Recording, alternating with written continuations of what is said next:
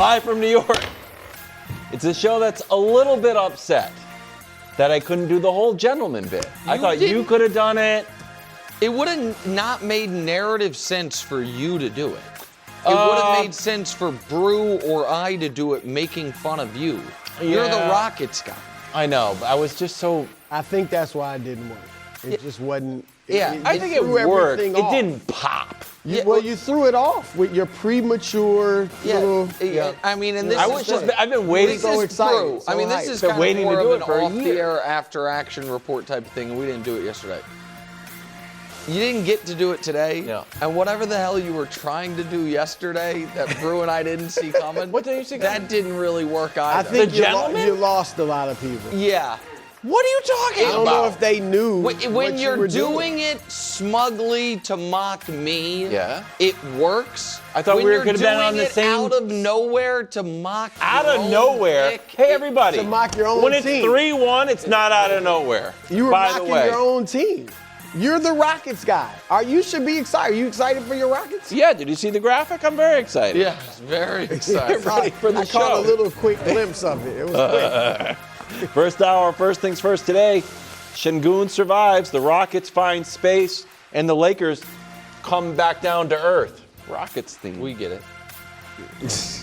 Meanwhile, George Pickens signs the franchise tag. What happens this year in Dallas? And it has the drama-free situation actually confused all of us. I will admit, I'm going to give George Pickens credit, but I'm also puzzled by this. Well, candidate, though, for the sports media ombudsman. Oh, yeah. There's a lot of stuff thrown The sports out media that made ombudsman it today feel more is being dramatic. very positive. Okay. Today's sports media ombudsman is very positive. I was worried about the sports media. I know. I understand. And finally, the most motivational segment in all of sports. It's the Bud List. Several letters that we got on the Bud List. Really? Oh, well, you making up for mailing it in last week. Mailing it That's in. good.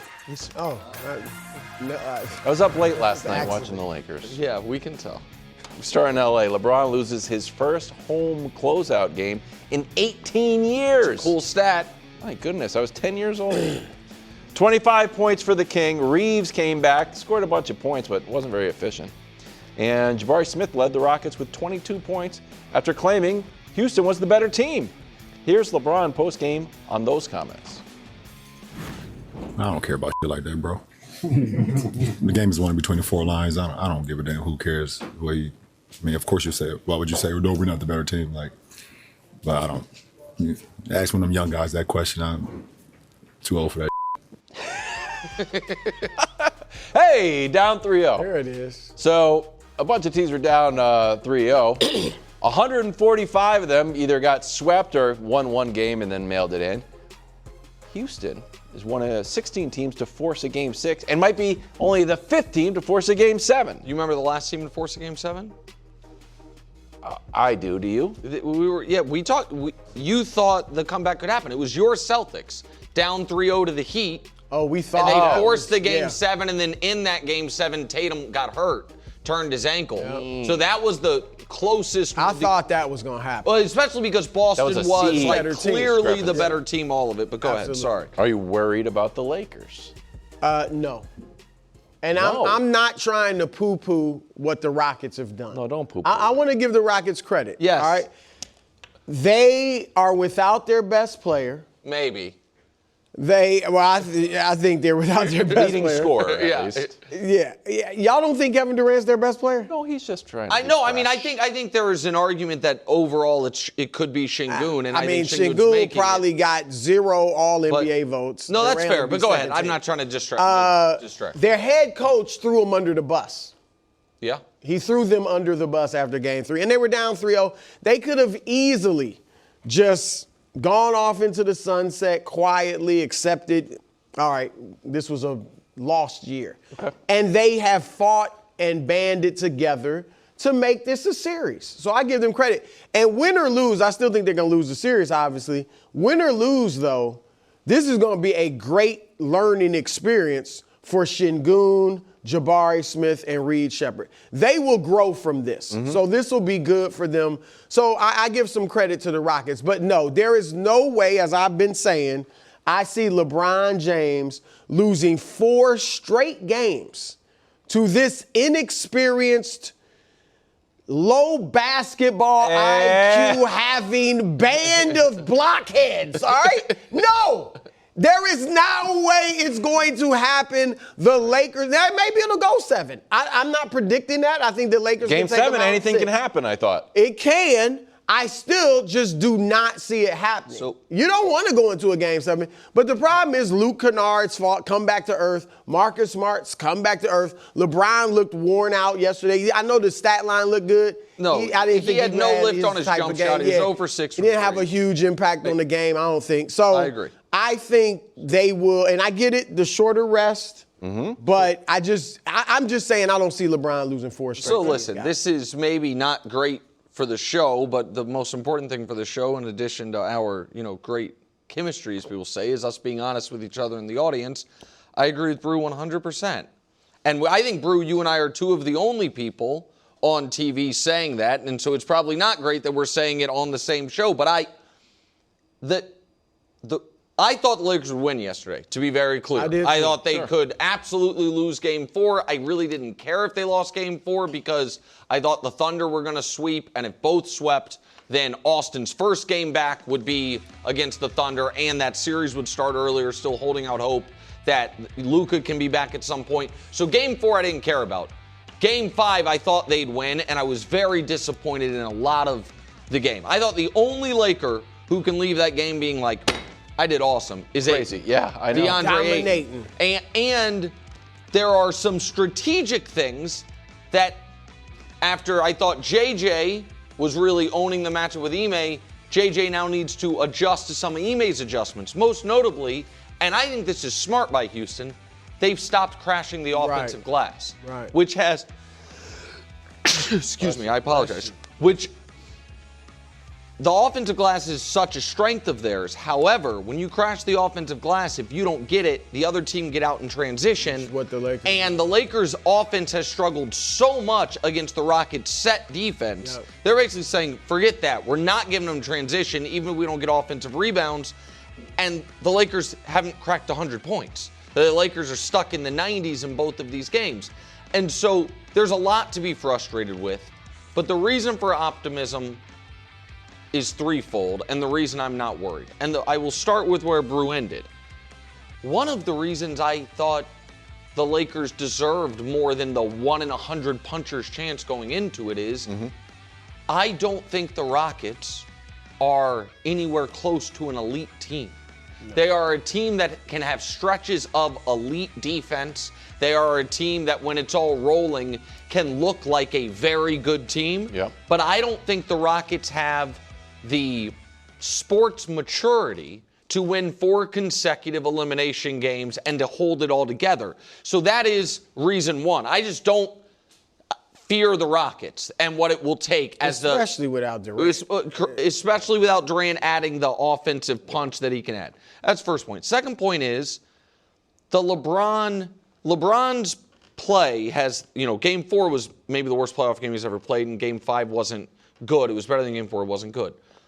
But I think the lack of time between games and lack of rest is something that will make him less and less effective as the playoffs go on. I don't have a lot of evidence that the lack of time off makes it to where, well, he's just not going to be great in either of these games, because this year on back-to-backs, he was elite. In on second night of a back-to-back, he played some of his most efficient, best basketball of the season. And the third and maybe most important point is this one. They have Austin Reeves back, and they got the rust game out of his system. Yeah. Sure. Similar to what we saw Embiid with Philly and then Game 2. But remember when Austin missed a month and a half earlier this year? His first game back, he was brutal. And his second game back was one of his best games of the year. I'm not predicting that a 35-point game, but there is reason to believe that he will be far better Yeah. in Game 6 than he Yeah, was in Game 5. He had rusty misses. Right. I mean, he was, aside from the 2 almost logo threes he took, he was 2 for 14 on the night overall. He did get to the line. And that's just rust. Right. So all of those things make it to where I think the Lakers win Friday night. And if they don't win Friday night, to Bruce's point, I don't think they're losing a home Game 7 and going down as the first team ever to blow a lead like this. Brew, can I show you this Lakers three-point percentage? Because we talked about regression to the mean, that Luke Kennard was on fire, Marcus Smart was hot. So now it's going to regress back the other way. Maybe. Yeah. So games 1 through 3, it's the third best 3-game span all season. They were shooting 46%. And then maybe it's a little just bit of basketball luck. Maybe it's a little bit of Rockets defense. Games 4 and 5, they shot 24%. It's the worst span of the season. Luke Kennard went from 27 to 23 to 14 to 7 to 1. Yep. So, and Amin Thompson has eliminated him. You know what I mean? He's guarding and he's eliminated. But you think Austin is enough to make? Yeah, I just don't think that they're gonna, like you said that was the second worst 2-game stretch. So, just an average 3-point shooting game is, I think, fair to expect, and that would have been enough. And like last night, Brew, it's, when Amin Thompson hits more threes than Bron, Kennard, and who was the other guy? I apologize. Smart? No, because Smart hit 3, but it was fine. Just LeBron and Kennard combined, you're going to be in for a rough night. Mm-hmm. The Lakers need to figure out a way to score against the Rockets' half-court offense, and they also, Brew, I think, need to not double Şengün. And if Şengün scores 30, so be it. But him spraying he scored 33 and they lost Game 3. Him getting others involved and getting other guys easy shots is, I think, the worst thing for the Lakers. Game 6 in Houston, Durant, of course, is going to be out. Now, the funny math here, they lost the first game he missed, and then they lost the game that he played. Then they lost another game that he missed, but they've won the last 2 that he's missed. Brew, your reaction to Durant being out for Game 6? No surprise to me. I've kind of felt he's not playing in this series. And I'm not saying it's his decision. He's injured, right? I wouldn't expect him in Game 7 if there is a Game 7. And I think that should be the Rockets' mindset. I don't think there should be an inkling within them that thinks, let's just get it to 7 and maybe KD will come. In their minds, he's not a part of the team right now. Now, if they were to somehow win this series, then maybe he could come back for OKC. You start fresh, let's go get it. But right now, they just need, and I think they have rallied around, it's us. Yep. All right, this is what we have. And you've seen Şengün take somewhat of a leadership role. Jabari Smith taking somewhat of a leadership role. And I think they're like, this is our squad, let's go get it. And I don't think they should be thinking about Durant for this series. So I agree with you, and I think the fact that he was ruled out for Game 6, or reportedly ruled out for Game 6, Thursday morning, and Game 6 is Friday night, speaks to the overwhelming unlikelihood that he would be available for a Game 7. But I am curious what your guys' opinion on this is. If the Rockets win Game 6 and look even better than they looked last night, you know what I mean? Last night, the Rockets controlled the second half, but then the Lakers had a moment at the end where it's like, are they going to steal it? Let's say the Rockets win Friday night 110-94. Lakers still can't solve the defense, and the Rockets roll. And Sunday morning, great question, Kevin Durant wakes up and he's like, my God, my ankle feels amazing. This underwater treadmill, whatever it is. Do you think that would be good for the Rockets? Because I agree with you, Brew. I shouldn't have interrupted you earlier. He was their best player this year. He is their best player. But that doesn't necessarily mean that he would be a value add for that scenario. So and again, he's Kevin Durant. If he's healthy, I think you just play him. Right. But I'm curious if you think that would even be good for them if what I laid out were to occur. My answer is this. And we don't know this. We have our ideas. Yeah. But the Rockets know, the players know, the coaches know, the front office knows. What really is the situation there? Are the players really bothered by Durant that he wasn't on the bench for game 3, the burner accounts? Like, is that really a huge issue there? I don't think it's a huge issue. I don't know. Watching the post game, it's like, oh, they are giving high fives. When you see him on the bench, he's smiling with players. Yeah. So I mean, if the players really don't have any animosity toward KD, then sure, bring him back. If they do, honestly, if I were running that show, I might be like, man, Kate, just get ready for OKC. Let's just go get it. And because that's if they, again, I don't know. It does just seem like they eat, because there is a scenario, KW, where even if they're not mad at Durant, even if, like you said, they're enjoying him being on the sidelines, like it's not, real animosity, that there is a level of, man, nobody, not only does the outside world not believe in us, not even everyone here believe. The only people who believes in the young Rockets core? The young Rockets core. Let's go prove it to everyone. It feels like there is, let me put it like this. I think if the Lakers had won game 3 the way they did, and KD was in for games 4 and 5, I don't know that the series is still going.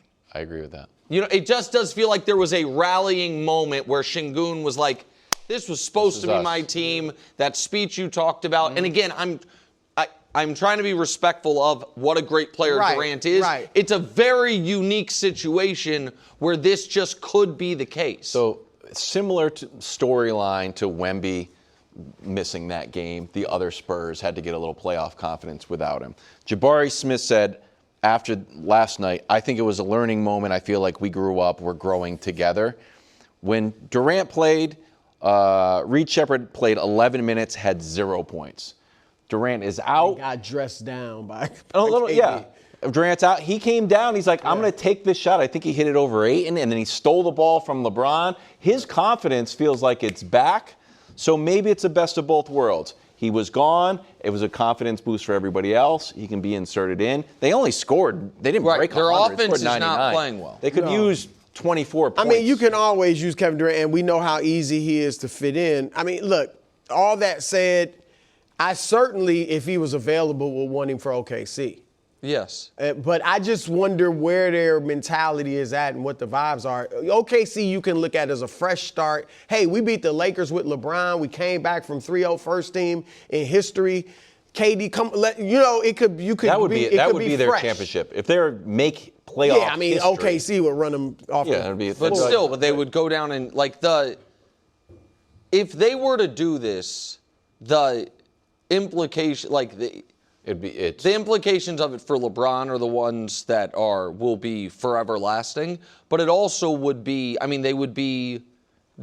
We still talk about Dave Roberts. Yeah. You know what I mean? Like the Red Sox and the 3-0 comeback. Now, they ended up winning the World Series, I understand. But it has seemed like it's such an impossibility. And by the way, I don't think it's an impossibility, but I don't think they are. I think there's a bunch of teams right now down 3-2. I don't think they're in better shape than any of them. And so. No. They're going home. Everybody that's down 3-2 gets one home, one road. I think most teams would rather the game 7 be the home one. Yeah, I guess so. And they're the only ones, if I recall right, that was down 3-0. Yeah, of course. Everyone else. And that's a big part of it. Yes. I mean, if it was 2-1, yeah, I feel or different. I just don't think they're going to play 4 consecutive Right. excellent games defensively, and that's what it's going to take. Okay. Headed to Detroit. The Stars played like stars. Cade goes for 45. Paolo matches him. He goes for 45. Pistons stave off elimination to force a game 6. Here's Cade and Paolo on the duel. Never die mentality. Just wanted to have a controlled aggression all night. And make sure they felt me. I don't want the season to end right now, so I got to put it all on the line. In the heat of the moment, you're not really thinking about it. You're just thinking about getting the win. But I'm sure one day you'll look back and be like, that was a hell of a game. But me and him been going at it since, AAU days. In playoff history, opposing players each scoring 45. Paolo and Cade last night. And in the bubble, Murray and Donovan, kind of a coming out party for both of them. Brew, I was 100% right about this. What was your number one take. What were you 100% right? That Cade needs to play better. Oh, okay. Oh, yes. Well, the star. you were the only one. Oh, you're like, that oh, thought it's too that. much for him. No, he hasn't had it. He's got no I'm help. like, you're a star. And last Be a night star. showed he had no help. He went out and scored 45. Great show. Yeah. Great show for the NBA. Two young guys. Paolo is 23, Cade's 24. So this was great to see. For Cade, I mean, stepping up. Like, it was a great show. Resilience, showed mental toughness, showed, I guess, clutch play because their backs are against the wall. Like, he stepped up and had the game he needed to have for them to win. It also made me think, Nick, if one of these two guys or both of them gets a reliable three-point shot, then watch out. Yeah. They go to the next level. And Cade obviously is already like a superstar. Paolo can be one. He's got everything but a reliable jump shot or three-point shot. Last night, though, Cade hit 5 of 8. He's a career 34% shooter from 3. Paolo, career 32%, even a little lower, 6 for 11 from 3. So if they can, like Shea has improved his three-point shot, and that's taking him to the next level, these guys could do the same. So that was great. All that said, as someone who picked the Pistons most people picked them to win this series, but to win the East, that didn't make me feel much better last night because Franz Wagner was out. The Pistons are at home. Cade goes for 45, and you barely won. I mean, they had a little control in the fourth, but a little. They won by 7, but it was right there. You know, it was nipping. It felt like they were up 7 basically the whole game. Yeah, they couldn't pull away, you know, Correct. and 7 is not that much in today's NBA. So Nothing the is. fact that they couldn't just run away from Orlando in that dire of a situation and Orlando being shorthanded made me a little bit concerned. So I understand that, and I think Orlando's going to win the series tomorrow night at home. However, you did see how much they missed Franz. And I know it sounds odd because they scored more points in this loss than they had in some of their wins, but that's because Paolo had the best game of his life, or certainly the best playoff game of his life. As a basketball fan, this did feel like a semi-important moment. These guys are both number 1 picks. Yep. These guys are, and number 1 picks that we look back on and we're not like, oh, that was a disaster. Like, it makes sense. Those guys, and Cade, as you mentioned, kind of elevated to the superstar-ish tier last year. Paolo, we expected that to happen for him this year, and it didn't. It stalled out to a degree, and his season, I think it's fair to say, was pretty disappointing given the expectations. So him having this moment, I thought was really cool. What it says on the bottom line, the fact that it's the first time 2 number 1 picks have done this in a playoff game against each other since the game where AI stepped over Ty Lue in that game 1 of those finals. I pulled this video. Yeah, it was pretty. It was pretty cool. It's a famous game. It's a pretty cool moment. I was at that game. Were you really? Writing about it. Wow. Yeah, for the New I was York in high Times. school. And so, but your point, Brew, on you're still concerned about Detroit. I understand. The flip side to that is if the Wagner injury is too much, and if Detroit can get through this series, I do look at it similar in a different way to Denver if they can get through Minnesota. Like, hey, that might have just been a really bad matchup. A team that matches up particularly well against you, and in the next round, a clean reset. Because I do think, as stuck in the mud as the Pistons offense, other than Cade has seemed, I think if they get through it, and then they see Cleveland on the other side, they're going to be like, whoa, this is a different animal here. And now Cleveland's offense is way better than Orlando's, obviously. But it's interesting.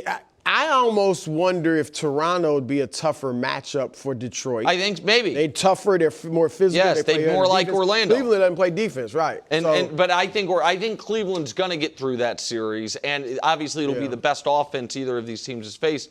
But defensively, it'll feel like a bit of a relief for whoever wins this series, which I do think will be Orlando. Cade, most points by a Pistons in a postseason game ever. Yeah, broke Isaiah's. Well, Dave Bing, Shocking. 44. Oh, Dave Bing. Isaiah's 43 with the sprained ankle. I didn't know Dave Bing had 43. Isaiah still has most points with finals. a sprained ankle. Yeah, the most points in a quarter. 25 and a quarter. Yeah. George Pickens signs and Shedeur sits. Have the Browns made a decision at QB already? That's next on First Things First. Moving fast. The Fox Sports Channel, legend, Sirius Dave XM. Bing. Adobe Acrobat, your team's home base. Collaborate within a shared PDF space. You've got your docs, your plans, your specs, and then invite the crew to build what's next. They talk up the teamwork. Here's an updated render. They think that this design could be a contender. And when somebody wonders what's the next step, AI helps you finish the rest. Bolts are tight, now your plan's refined. Run a smoother business when you're all aligned. Do that with Acrobat. Learn more at adobe.com/do-that-with-Acrobat. Hey, check out the podcast if you get a chance. And the YouTube channel, again, is just taking off. You know, we're closing in on 1.1 billion views. For real, aren't we? Yeah, we are. I looked at it the other day. I think, okay. It's true story. Yeah. We're almost at another 100 million views. What are we at, Gianni? 1.1. We're almost at 1. We're about 1.08. All right, we trust you, KW. 1.08. No, I thought we were 10% of the way there. Okay. George Pickens signed his franchise tag. That's good news. He'll make around $27 million. Certainly a lot of money, but also $15 million less than the $42 million deal that JSN will pull in per year on a deal he signed in March. Now, Nick, we thought we were in for a classic Jerry Jones contract summer. Yeah. Just every day. What's going on? You think Jerry's a little bummed? Of course.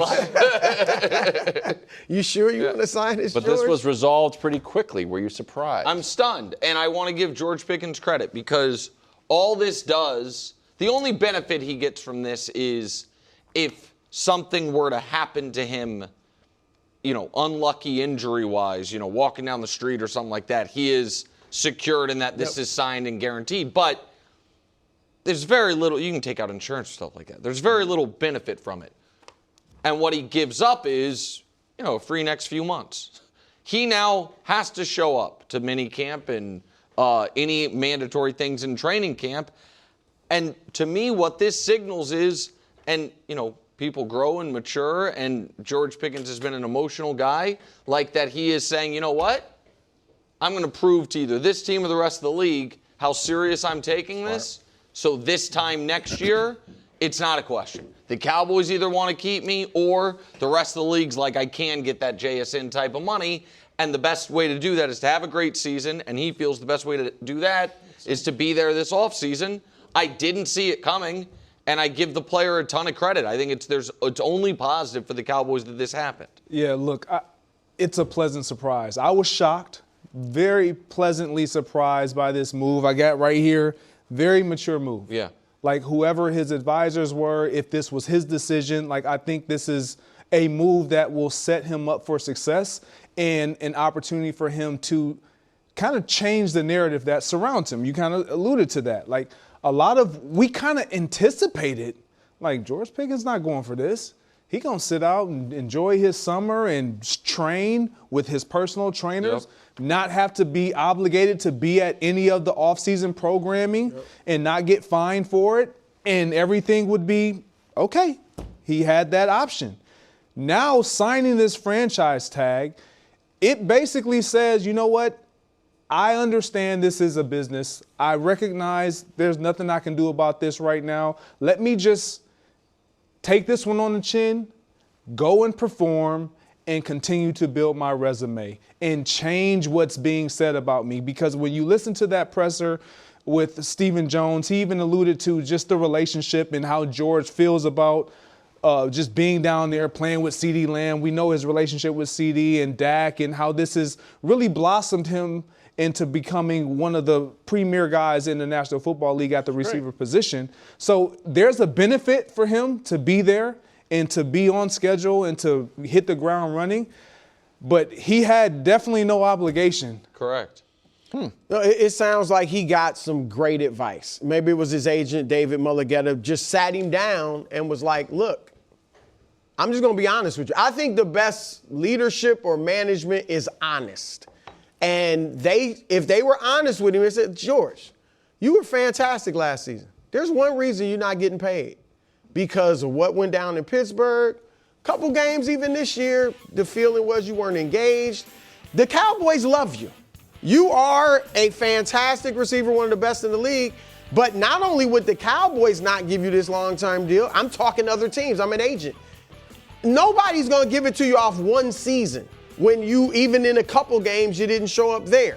And so, and I don't mean in this tone you say it to him, but you say it to him and let him know, if you go out there and have a great season, the Cowboys may want to keep you, likely will want to keep you, or some other team will give you big money, but you have to play, not only play well, that's the easy part, but be professional throughout the season. And I think the benefit for him, this shows that. Like, I'm not trying to run from training camp. I'm not trying to run from the preseason, training and all that. And the other thing is the Cowboys are the best place for him to show out. He knows the system. He knows the offense. He's great friends with CD, Dak. They know each other. They're comfortable. So I don't know if he could go somewhere else. He would go somewhere else and play well, but I don't know if he'll go somewhere else and put up the bigger numbers than he can with the Cowboys.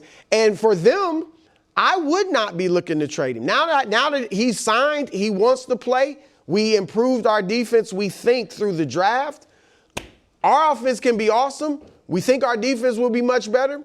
Let's go get it. And, I mean, with assuming A.J. Brown is going to be traded at some point to some team, whether it's the Patriots or anybody, it's a really strong case that the Cowboys now have the best receiver duo in the NFC. Yes. I mean, Puka and Devontae would be the next argument, but Devontae's so much older. I think statistically it adds up. No, yards-wise and touchdowns. Yeah, I don't think there's any. I think they probably do. Yeah, those two are fantastic. Yeah, I mean, I think with Even AJ with and Devontae, AJ, I'm even with even AJ removing and the Devontae, stats. I'm yeah, just I think saying, they like, might. because I think CD had, by his standards, a little bit of a disappointing year. I do think he's the better player. I know George Pickens had the more productive season, but Pickens, 1,400 yards, the numbers are on the screen, was wildly productive. We know what the talent is. So this is enough to get me to change my tune on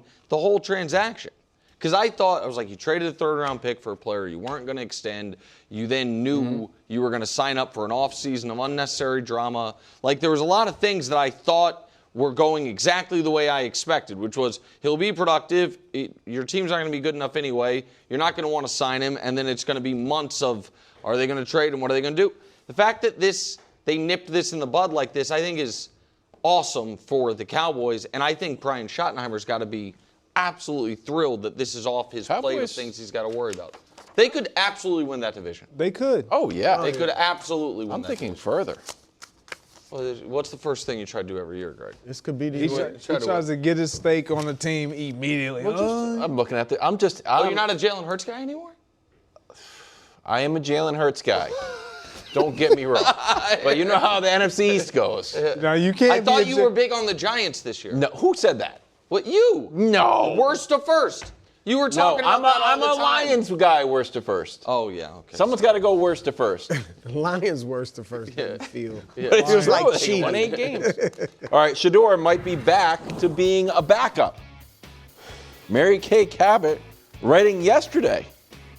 With my breaking news here that Deshaun has taken the lead over Shedeur Sanders in the Browns QB competition and has the inside track to win it, I think they should declare him QB1 ASAP and let the first team offense start to cook. There's no time to waste. Those words have not been written about the Browns in decades. The Reaction offense to cook. Deshaun taking QB1 and Shedeur maybe as a backup and the offense cooking perhaps. Look, I feel, and you know I like Shedeur, may the best quarterback start. That's how I feel.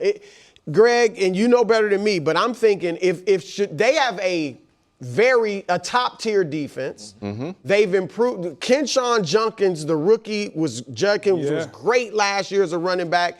They obviously got Jerry Jeudy. They added 2 top flight receivers, Casey Concepcion, Denzel Boston in the draft. Yep. Like, Cooking time. If you are in training camp and practice every day, and Deshaun Watson is clearly better, I just think you can't say to the rest of your team, we're going to go out there with Shedeur or whoever it might be.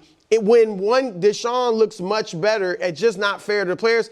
How can you ask them to go out there and give it their all to win when we're not playing our best quarterback for various reasons? Look, people will say the stuff, we know what happened with him. Obviously, none of us like what happened with that situation. I think it also messed him up mentally. He's now 4 years removed from that. Maybe he's in a better place. He's only 30 years old. And so I know he's had surgeries and Achilles and all that. But if he looks like the guy, I'd put him out there. And I know that, what if he plays really well? Then this is the last year of his deal. Would you have to extend?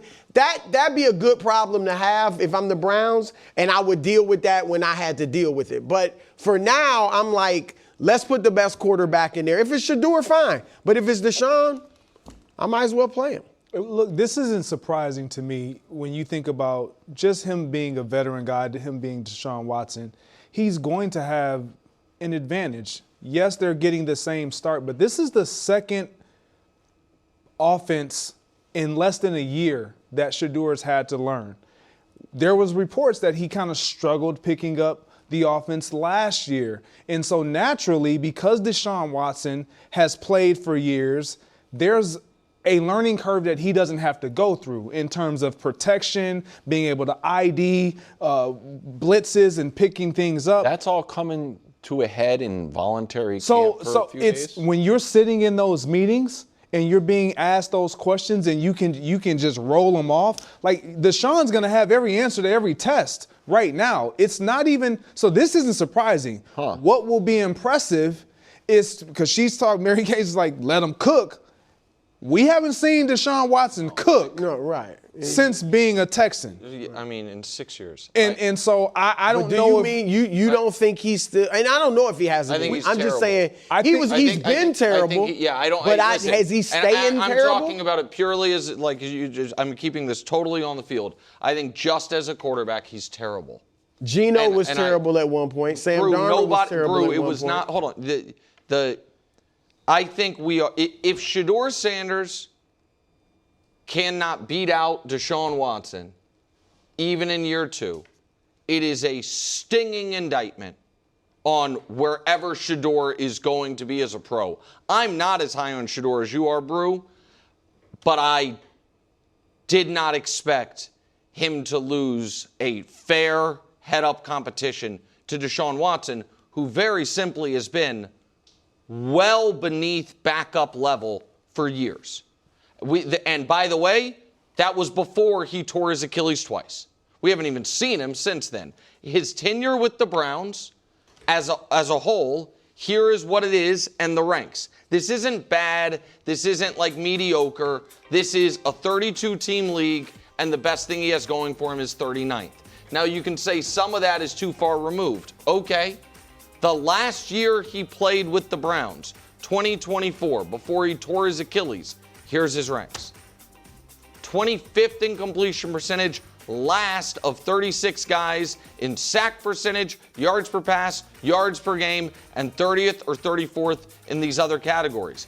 Do you put the bad Browns offense curve on that? Like when we saw Flacco? I was going to say, I don't know if we can throw that. Now, Deshaun was not good. He was not good. He was running into sacks on his own. He was skipping passes. We can say you put the Browns curve on it. I watched Joe Flacco take them to the playoffs. We saw Joe Flacco take them to the playoffs during Deshaun's tenure. But Nick, that is all right. Nobody in their right mind would defend what he's done with the Browns. I'm just saying, we know he was great at one point.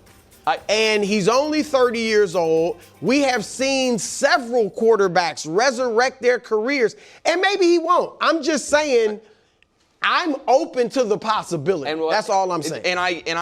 What I'm saying is, I am, I guess, far less open to the possibility of it. And to me, this is a Shedeur Sanders story. I agree with this. Todd Monken's talking about Shedeur and I are doing Secret Santa for each other. Yeah. Look, he got me this. which is I'm why- so excited to and for Remember he walked in, Shedeur was the first one. Well, I think Greg had a great point. There's no way Shedeur was going to be equal to Deshaun in that. Right out the that gate. stuff. Like this Really? is this is not his rookie year. No, this is great right now. No game is going to be won right now. No job, honestly, is going to be won right now. It looks good for Deshaun. Basically what we're hearing. It looks good for Deshaun right now. But Shedeur still has time. I'm not dead set on just, Shedeur is done. It would be an indictment. We don't know where it's going to lead. Like, there's still time. There's still training camp that's going to be played. I still think there's going to be a healthy competition, and Shedeur has time that he can make up whatever he's If fallen Deshaun behind. is better, just flat out better in training camp, would you guys start him? Here's what I would say, Brew, to that. If he's better because Shedeur would be the 32nd ranked quarterback in the league and Deshaun would be the 30th, then no, I would play the young cheap guy. And if they're both bad and it's just like, hey, this guy's a little less bad, I'd play the young cheap guy. If I'm wrong about who Deshaun is as a player at this point, and Deshaun's legit average, just average, then yeah, play the better player, give your team a chance. I just don't think that's realistic. And I also think that he tore his Achilles twice since he was bad. Yeah, that's not great. Celtics and Philly tonight. Boston leads the series, but ended Game 5 with one of their worst halves of the year on defense, and they also only scored 11 points in the fourth quarter. Not great. Meanwhile, Embiid came back, played pretty well. In Game 4, he had 26 points, 10, but looked a little rusty. Then Game 5, he had 33 points. Only made 1 for 11 from 3. Are we giving Philly a chance? Well, look, I think Boston's going to win tonight. Okay. But a Game 7 would be delicious. You should know that. it's like by now. That's Delicious. that is not something we have established I as said a it brand. enough. I think Nick knew. You go like I this, think and I'm Nick- supposed to say delicious? I think Nick knew.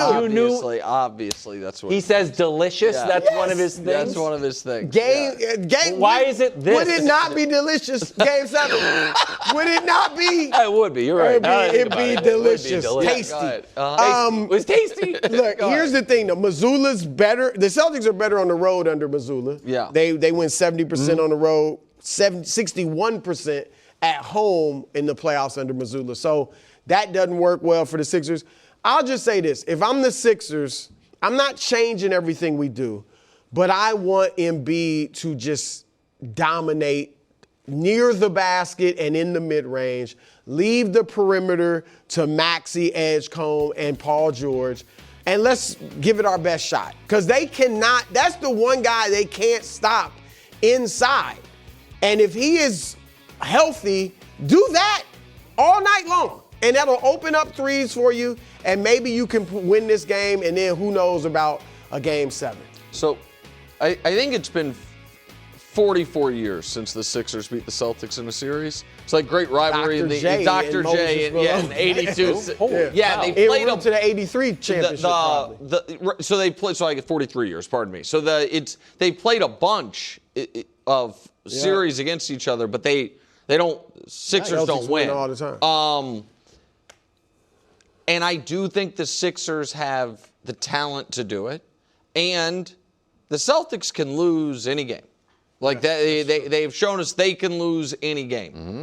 With all that said, I think the Celtics probably blow them out tonight. Probably. Like that, it's just this is the flip side of the 3-point variance coin that we've been discussing with Boston is you just come out tonight, you're 7 of 11 from 3 in the first quarter, and the game's just basically instantly over. Yeah. And that's their, to some it's their superpower, and to some it's their Achilles heel, and it really just depends on the night and the opponent. I am, though, really interested, whether Philly wins or not, in if Embiid does what you say, because I think that's very instructive for the next round. I think Boston's going to win one of the next two. I would be Knicks? Yes, and Towns. And because Towns loves a jump shot even more than Embiid does. Right. And while Towns is not quite as physically as imposing as Joel Embiid, not many guys in NBA history are, he's still a big guy and still has a massive edge on the Celtics' only real spot of weakness, in my opinion, which is their 5 position. And so this is a good, keep an eye, the advanced scout for the Knicks as far as what the Celtics' vulnerabilities are. I'm not trying to disrespect Philly in this. I just would be gobsmacked if Boston loses 3 in a row to blow this series. Okay. And it wouldn't be historic like if the Lakers series goes the other way, but it to me would be a bigger upset. What are you expecting from Embiid? This is Embiid's most notable game in, I'm going to say, years? Well, a couple of years. I mean, he was in the playoffs a couple of years ago. Yeah. And I mean, I think Embiid will probably be, around 30 points. I think that's how he has penciling to in impact 30 it. points and being like the Celtics are going to win is. Well, he doesn't rebound that well anymore, especially for his size. His defense, because of his size, can be effective at times. He was hustling in Game 5. I'll give him that defensively.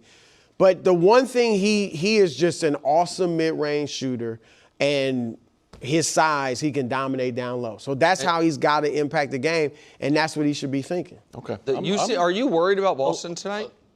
Look, the path to the Celtics losing is from the get-go. I thought Embiid comes back and starts scoring 30 points. There's a big emotional lift for an important game in Philadelphia. The Celtics go cold, which can happen at any point. Maxi's fearless. Edgecombe's fearless. Maybe Paul George pops. And Derek White continues to be cold. And I know that's a lot of They just layers. have to make sure they don't become Embiid-centric. Like, even if he has a big game, if Maxey doesn't do his thing, it's not going to work. They need to still let Maxey cook, maybe Paul George, certainly those two, and Embiid. You can't be all Embiid all the time and take one of your big perimeter players out of it. Yeah, okay. Most motivational segment in all of sports, the Bud List, is coming up right after the break, right after we pay some bills, as they say in the radio industry. That is what they say. Stick around. Did you say that? Yeah. Don't change the dial. Live from New York. What was that? What do you mean? I do it every day, twice a day. Felt like you messed it up this time. Second hour, first things first. Today, So annoying. are the Rockets proving that they are actually a better squad than the Lakers? We crunched the numbers to figure it out. Meanwhile, what would a loss mean to the Joker tonight? We're going to crunch some numbers. And We're crunching the numbers on that too. yep, Is this mad money? nope. Right now, of course, it's time for the most motivational segment in all of sports, the Bud List. Also a time where we read a lot of viewer mail, and you're in for a real treat today, I can tell already, even though I haven't even read it. Dear Wilds, love the show. Brew's characters really stole the show in your mock draft special. If the characters were available for the draft, who do you think would be the number 1 pick? Cheers, Dawn. Nick, we'll start with you. Who was your? He had a lot of different characters. Who'd be your Cowboy number Brew is 1? my favorite, but circle back to me because I have Oh, I snap. have $1 million idea. It's Jackson Okay. Blade, right? Yeah. Greg, you were on remote for this. Yes. Jackson Blade, Cowboy You seem Brew. to like him. And here we go. That's This- Bruto. Bruto. I was willing to show some torso, but they thought it was too racy. For Bruto. Yeah, because Yep. Bruto is, Jackson. Are you ready You for like the- Jackson Hold Yeah, on, Blade. Brew. we're circling back. Brew. Greg likes Jackson Blade. You ready for the $1 million idea? I can't believe I just thought of this. Here we go. You know how you dabble in the cameo streets? Yeah, oh yeah. Where you send like people videos or voice Birthdays. memos I just for did one birthdays today. and stuff?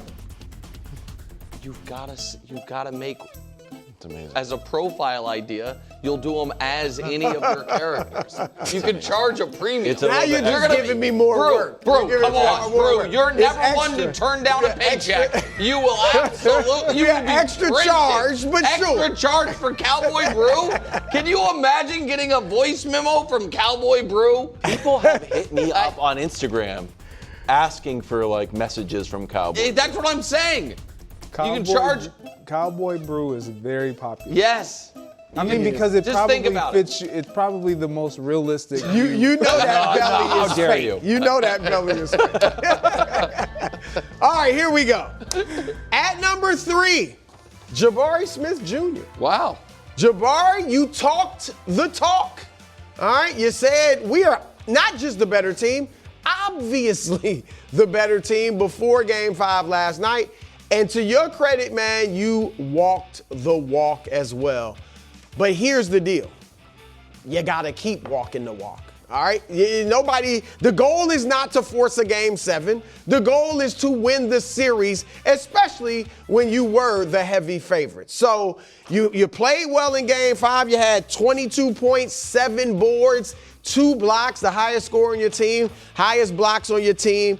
And with KD out, you are one of the only capable three-point shooters on your team. You shot 36% from the arc this year. 40%, right now, you're the only Rocket shooting 40% or better from three-point range in this series. So you need to continue to cook. Here's the deal, too, Jabari. A lot of people might have forgotten this. This is a huge opportunity for you because you have, while a solid little career start, you were the 3rd pick in the draft. Like, you were supposed to be a star. Paolo, Chet, him. Yes, there it is. The other 2 have become stars. And this is an opportunity for you, and I'll give you credit. This year, you stepped it up a little. Your career high 16 points a game, 7, 8 boards a game, which is good. And this series, you are giving the Rockets 19 points, 8 boards, as I said, on 40% shooting from 3. So if you can continue to do this, maybe this is a little breakout for you in terms of your career, and next year you play an even bigger role on the team. So Jabari, Great.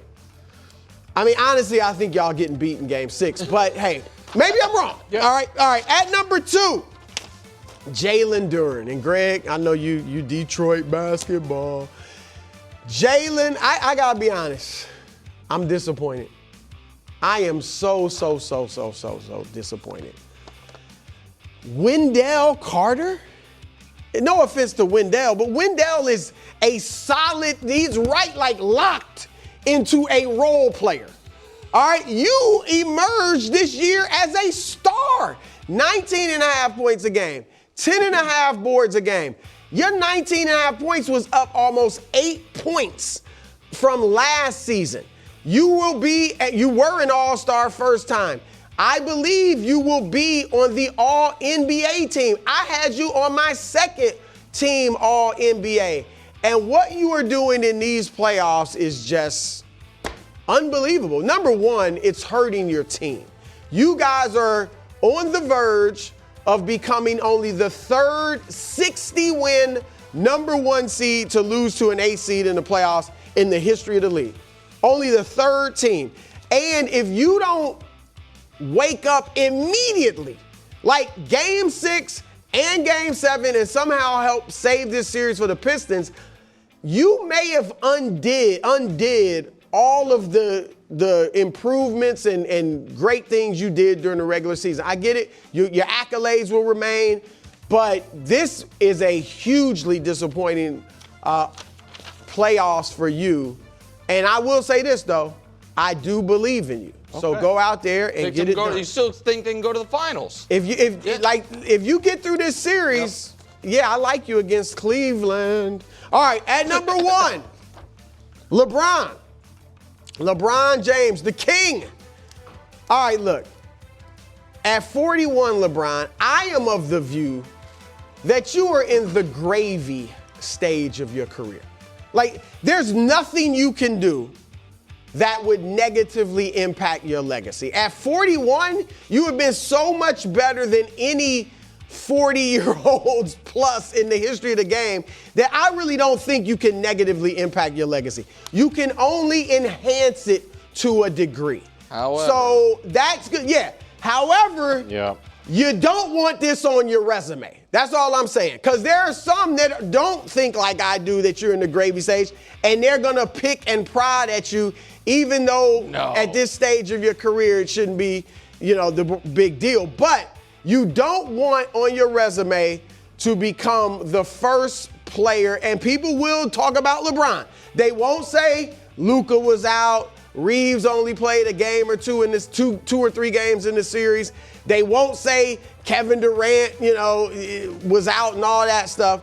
They will just focus on that your team was the first in NBA history to drop a 3-0 lead and lose a playoff series. I don't think it's going to happen, but just go out there, take care of business. I get it. The games will be closer together, 1 day rest. You're a little older, maybe a little worn down, but just take care of these Rockets and get on to the next round. So this is not on your resume and your record's clean. LeBron, I believe in you. It wouldn't be good. It would cause maybe the most frustrating and maddening week of sports television of my career. I started to think of some. Do you think it would be that? Are you with me? Like, of course I I'm get with you. It would be. Right. Of course it would I'm be with negative, you. But Brew, when you say, believe be it or great. not, some might bring it up. It's not some. It's everyone but you and me, and might bring it up. Replace it with talk about it for the rest of our lives. It would. Like, what happens to teams that just lose? Don't. And so it is. No, it's not a finals thing, Kato. I didn't say it's that. not. That is what you were Well, saying. kind of. And It's also a little unfair. well, to rip him if they were to lose this league. well, He shouldn't. I mean, I it's told you kind they of like should've the been up finals.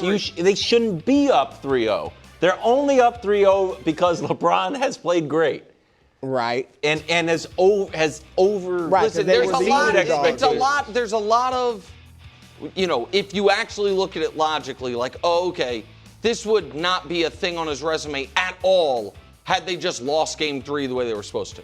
Exactly. You know what I mean? Like up, That's why it's- down right. 6. Which Cousins is, of the finals. right? Which is why it's logically, forget even his age. I mean, it's silly. However, we do not live in a logical space on a lot of these 100 things. Look, 60 I some odd think it's teams. significant if he were in his prime Of and you course. drop a 3-0 lead. You're right. It doesn't really matter in the grand scheme. You lost the series. But it would be significant to point that out. I'm just saying, Coming up. in the I context, know, you're already at prepping 41, for it. it's just. So would it be better if he missed that 3? No, but I mean, sorry. It'll be the most frustrating. It's not going to happen.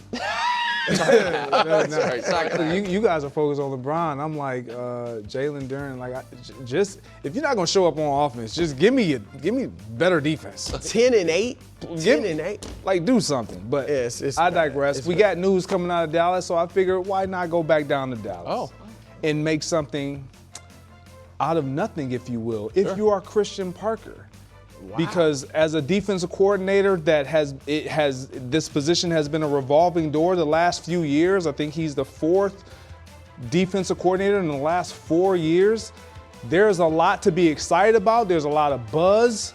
And there was obviously a tremendous focus to improve that side of the ball, starting with the acquisition of you, CP. So with focusing on the defense, improving your free agency and getting guys on that side of the ball in the secondary, at the linebacker position, guys that you have relationship with, there is going to be this sense of expectation, if you will, that the Dallas Cowboys actually can make some noise because the offense, they're settled.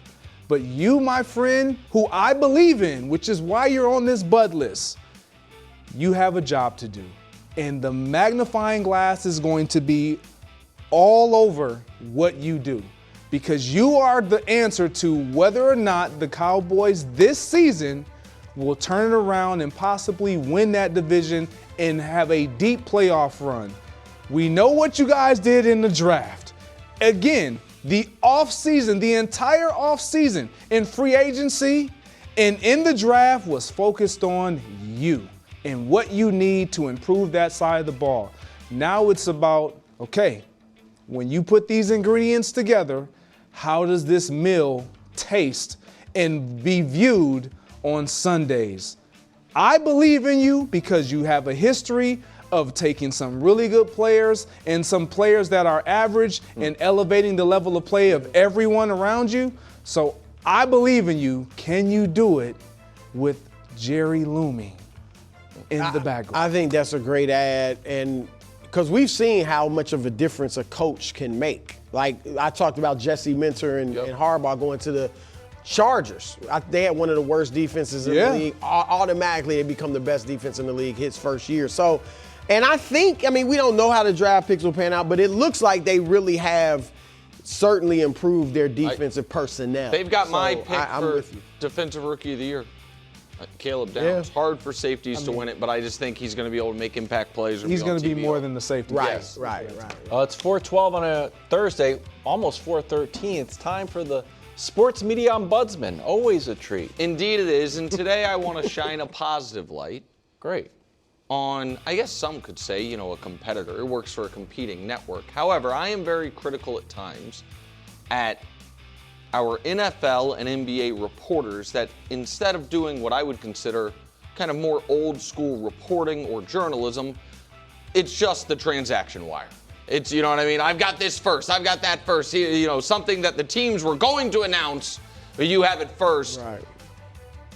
Instead of building, fostering relationships to develop long-form either pieces, profiles, projects that actually give us, the audience, real insight on things. So with that in mind, I would like to highlight someone who, follow him on Twitter, he's not going to announce, which two-way player just got moved up or who's in trade rumors. Dave McMenamin has been covering LeBron James for ESPN for years. He has developed a relationship with LeBron, clearly, where LeBron trusts him enough to where Dave can say to him, hey, I have an idea. What if all year long we do a dozen different short little interviews where I ask you questions about things you've never talked about or that people really want to know, whether it's, somewhat silly stuff about like, wait, why do you have the duct tape on the paper towels? What's the story behind that? Or things like, how much longer are you going to play? What is your relationship like with Michael Jordan? Something LeBron flatly does not talk about. And because Dave has earned LeBron's trust and LeBron's respect, we, the audience, got a real insight into LeBron that we didn't have before. And I don't know how many views it's going to get. I'm not sure, how many hours went into it versus how much money it generates. What I do know is that is, a la when Brew was writing for ESPN the magazine, kind of an old school throwback of, this is going to take months, it's going to take time, and it's going to be a real lasting thing. And as a Lakers guy, at least for the time being, but certainly a LeBron fan, also I like Dave a lot, he's a Syracuse guy. I thought it was awesome. I didn't know he was a Syracuse fan. Yeah, and so I just wanted to shout out Dave Everybody went to the McMenamin Cuse. for that great long interview series he did with Brown. Yeah, Dave is a great guy and a great journalist, and it is some good stuff coming out of there. Absolutely. Were you surprised he wore that zip up for so long? Quarter zip. I thought that was interesting. Quarter zips are in. I think I do like the little pockets of unexplored journalism. And there not was just like the real- big stories, but look at these little things. I'm like, And there was like when he said, talking about when he's going to walk away, and he says about how Zuri is 11. And he's like, so whether it's when she's 12 or 13, like if you want to read into it, like, oh, LeBron is considering maybe playing for 2 more years. When he says, I hope Michael Jordan is proud of me. I don't know, but I hope it's inside. It's like, oh, they really don't talk. Like there's real stuff that we got to see because of it. mine is LeBron adjacent. I'm putting Şengün on the Bud list. Now, before you run it, Dust, I kind of just loosely power ranked people to take criticism from and how much I listen to it. Coming in at 4, old people. Just kind of dismissing it. You're just, The elderly I'm talking about. you don't listen to your elders? Criticism. Okay. Okay. Number 3, peers. Mind your business, peer. Number 2, slightly older than me. I will listen to immediately, that will hit. Number 1, of course, a child. A child will just give you the raw truth. like, what's up with your toupee? I'm like, how did they know I had a toupee? Okay, so Şengün said that LeBron had a soft call on this. I think it was a 3 or it was a long 2, and started talking to Şengün at the line. And he said, basically, you can't say it was a soft call. Everyone here can say it's a soft call, but not you. Şengün, he's not totally wrong. Okay? There's an element of leadership that I think you've taken on with Durant on the bench that I think has been a very positive step. That's funny. There is, however, too many palms up moments for Şengün that I think later in his career that he might eliminate. LeBron's telling you, stop whining to the refs. Stop being so demonstrative. It's trash talk, but it's true. Now, the flip side of it is, Şengün is also willing to play a little bit of the trash talk game himself. He said earlier, going into this game, we're younger and we heal faster, like the Terminators type thing. With Terminator or Predator? Terminator, he would heal fast. Metal? Terminator, right? I think it's the villain in Terminator, but yeah. Would Arnold Schwarzenegger not heal as well? I don't know, buddy. Keep going. Remember he had that sword and it turned... Şengün keeps reminding LeBron that he's old. Take a listen. Everybody feeling amazing. You know, nobody's tired. Today everybody showed it. And we're going in front of our family, fans, you know. Hopefully it's going to be a lot of people out there. And, you know, we're going to protect home and come back here for Game 7. Hit my trash talk radar. Did it hit anybody else? What, that nobody's tired? Nobody's tired. Good? He went out of his way. Yeah, that didn't even fit the discussion. Nobody's tired. We assume nobody's tired. Why are you saying that? Yeah. So Şengün, look, good trash talk from LeBron. Also accept some constructive criticism from LeBron. Şengün, to me, gets away with it. I mean, he goes in there like a fullback. Like when he's spinning, I mean, I'm shocked he gets away with all that. And he's doing a lot of the flopping. Yeah, I was gonna say, just say. I mean, look, he's doing a lot of the plays. In fairness, he could have said to LeBron too, "You be flopping too, bro." Like LeBron is a known flopper, so they both be flopping.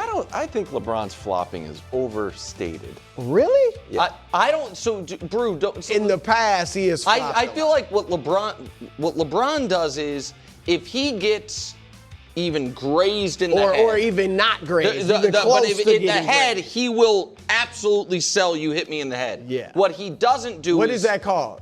Well, that's what you're calling flopping, but I think that's totally. But a specific neck up flop is different. But what Şengün is doing is it's exaggerated. No, if you hit me with this thing, I'll be like, oh. I also think if you get hit in the head, it's. But hold on. There's been times LeBron hasn't been hit. It's been close. No, but hold on. I mean, let's just keep it real. But in all seriousness, what I think KW is saying is it is specific to that exact thing. That could be flopping. That's fine. As opposed to what he's saying with Şengün and some of the other guys, which is if they are any contact at all and they go down. Or, you know, the stuff we're talking about, like. Or Şengün's really whining about calls. I think he got a bucket. The ref No, missed he's the call. a whiner. There's no doubt. But heck, 70% of the league whine. I mean, it's ridiculous now. Nobody can. Told you we were going to crunch the numbers. 70%. Coming up next, more Rockets, Lakers, and we talk about Joker. Saturday night is baseball night in America on Fox. And this week, it's Ohtani and the Dodgers taking on Jordan Walker and the Cardinals. Or you might see the Rangers versus the Tigers. Saturday, 7 o'clock, only on Fox. Welcome back to First Things First. Rockets won, headed back to Houston. Before the game, Jabari Smith said the Rockets were the better team, and he backed it up by leading the Rockets in points. And he's still confident. He explained his quote after the win. It's just like a mindset to have, you know what I'm saying? I don't care who we play. I don't care what team I'm on. When we was winning 22 games, I'd probably say we're the better team every night, you know what I'm saying? So it's just a mindset to have. I mean, people going to take it how they want to take it, but I don't care whoever I'm with on the court, I'm going to think that my team is better than another team. So it's just a mindset, but you got to get on the court and prove it, you know what I'm saying? You can't just say it and then come out and tuck your tail. You got to get out there and fight and do the things that it takes to win. So I'm going to stand on that statement, and we just got to keep proving it. Can I say something real quick before you ask the question? I thought that was perfectly done by him. His initial. I was at least somewhat critical of his initial statement. Like basically, how can you say you're the better team? Right. Him explaining it that way, I thought was perfect. Right. It not only did it make sense. you're like, okay, yeah, that's how you're supposed to feel. Right. And he, I don't know if it was played there or not, but he at some point he's like, when we were a 22-win team, I thought, and so That's the mindset. right, the mindset that you have to have. So I thought he's a young player. I thought he handled that perfectly. But go ahead. Yeah, we played it a little more literally for this question. Do you think he was right when he said the Rockets were the better squad? The way the teams are now, I mean, Kevin Durant's out, I would say no. Because now, Nick, 2 of the 3 best players in the series are for the Lakers. LeBron, Şengün, Austin Reeves. That would be the 3. And then I just think the other, the Rockets don't, without Durant, and even somewhat with him, because they don't have a point guard, they aren't cohesive, or certainly on offense. All right, and that's their problem. Yeah, they have talent. Amen Thompson is incredibly talented, but can't shoot. Reed Shepherd, talented, and like I said, I think he might very well be a star. Right now, he's a 6'1" 2 guard. All right, Jabari Smith's been a disappointment. He's good, solid, but been a disappointment from the 3rd pick in the draft. We see all the time where more talented teams lose to teams that play as a team. Boston without Jason Tatum was a prime example. Didn't have the most talent in the world, but unified, cohesive. They defend hard. They communicate. They're skilled, in certain areas, and they were able to win a lot of games. So I don't think the Rockets, without Durant, as the teams are now going into Game 6, I feel like the Lakers are the better team. I also think one way to look at a question like this is, again, you're saying with Reeves back and with Durant out, if both teams play great, who wins? And that, to me, the answer is clearly the Lakers, which is why they are the better team right now. If both teams play, it's like, wow, that was an awesome game. Both teams, played as well as they can, because I think the Lakers can get closer to the level of the Rockets' defense if they're playing great than the Rockets can get to the level of the Lakers' offense if they're playing great. That's fair. I just don't think they have, without Durant, enough shot making. And we saw glimpses, even without Austin, of what the Lakers' offense can look like, during stretches of this series when the ball's moving, guys are stepping into shots. I also think that the most important player in this series for Houston has not been Şengün. It's been Amen Thompson. Mm-hmm. He led the league in minutes this year. He led the league in minutes this season. He is leading the series in minutes. They have won the minutes he's on the court and then lost barely the minutes he's off the court. Last night he played 46 minutes, and I was surprised they didn't have him spending some time guarding LeBron. Right. He just has erased Luke Kennard. Now, we'll see yesterday Luke had 1 point and seemed shook somewhat throughout the game. We'll see what adjustment they have. I also don't think the Rockets are good enough executing, and that's even with Durant, to be better. They're certainly not better situationally, and they've had all year to prove who they can be situationally. Give them credit last night, because last night they could have blown it at the end. It looked like for a moment, oh my God, what a catastrophic way for this game and therefore your season to end, because they had outplayed the Lakers from the midway point of the first quarter through until there's 3 minutes left in the game. And I thought the Lakers might steal it. But no, I don't think, as presently constituted with Reeves back for the Lakers, the Rockets are better. And the Lakers have a guy in LeBron that just brings them together and makes them play as a team. And the way he gets everybody involved, gets everybody the shots where they need them. The Rockets have no semblance of that, so that's huge. Well, do you think Şengün can be that? I think Şengün's to try to call yourself, and he doesn't call himself that, but to say my path is going to be baby Joker. I'm going to be slightly the junior varsity version of maybe a top 20 player of all time. I think it's too tall of a task. I think they need a classic point guard to run the offense, so the offense is a little bit more complex and nuanced, and they're not relying on hand grenade, your time to shoot offense and found points. A lot of the offenses, steals, offensive rebounds, and it masks when you look at their offensive stats. It's a lot of fouls. Well, if I just very quickly here, if Şengün has to stylistically be similar to Joker as far as being a point center at times, or else he doesn't have all-star ability because he's not a good shooter. He's not That's a one dominant. thing he has to improve. Right. Like he's I not. think his threes have gotten worse. So he's not a good shooter. He's not a dominant post scorer. And so what makes him special is the play. It's like, honestly, and we've talked about it, Sabonis. It's like Domantas Sabonis. Very much so. And he is right now closer to Sabonis, far closer to Sabonis than he is to Joker. If they're going to remove some of the playmaking stuff from him, which is one of his strengths, then he must become a better scorer. Whether that's or just pair him with, like, Fred feels like kind of like Jamal Murray. Sure, a poor man's version of both. Not as good of a scorer. But I still think that if he doesn't, he either has to somehow become a devastating post scorer, which there aren't really in the I league get what anymore, you're saying. Yeah. or Get stronger. develop some type of Because jump his shot. playmaking is a big part his of his- playmaking is a big part of what makes him special. If you Same have a with mid-range Sabonis. and you can hit free throws and you have a soft touch, Yeah. you should be able to hit threes. So he needs to get better at that Yeah. when he goes to Turkey. Yay. Back-to-back 15-point playoff wins for Jalen Brunson and the Knicks. They've outscored the Hawks by 54 points this series. In Atlanta tonight, what are your expectations for New York?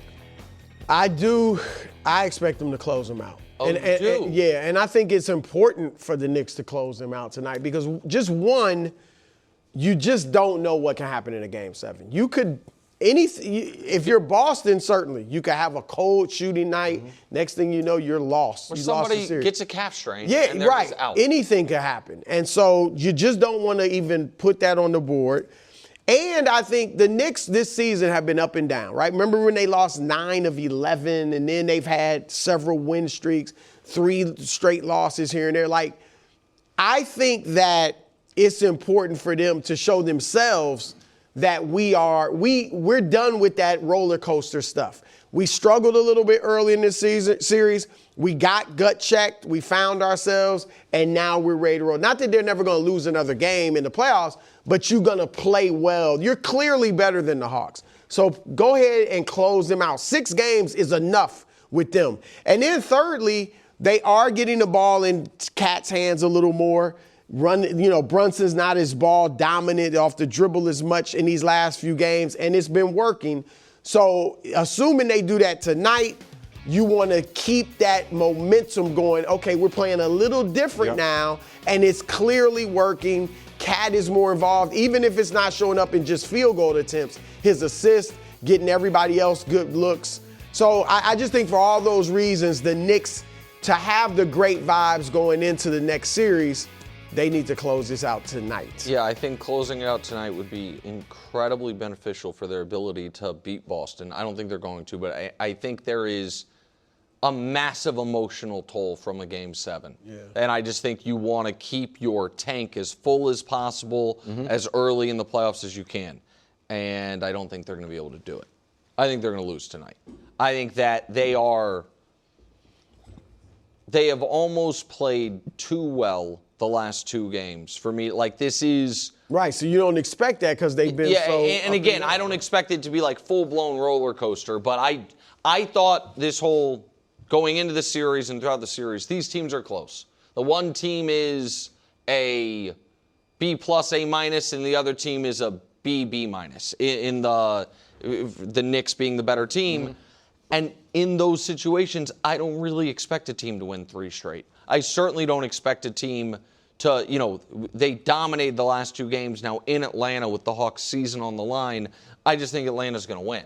And that it wouldn't surprise me at all if we get a non-classic Game 7. If Game 7 looks a lot like Game 5, where the Knicks are basically in control throughout.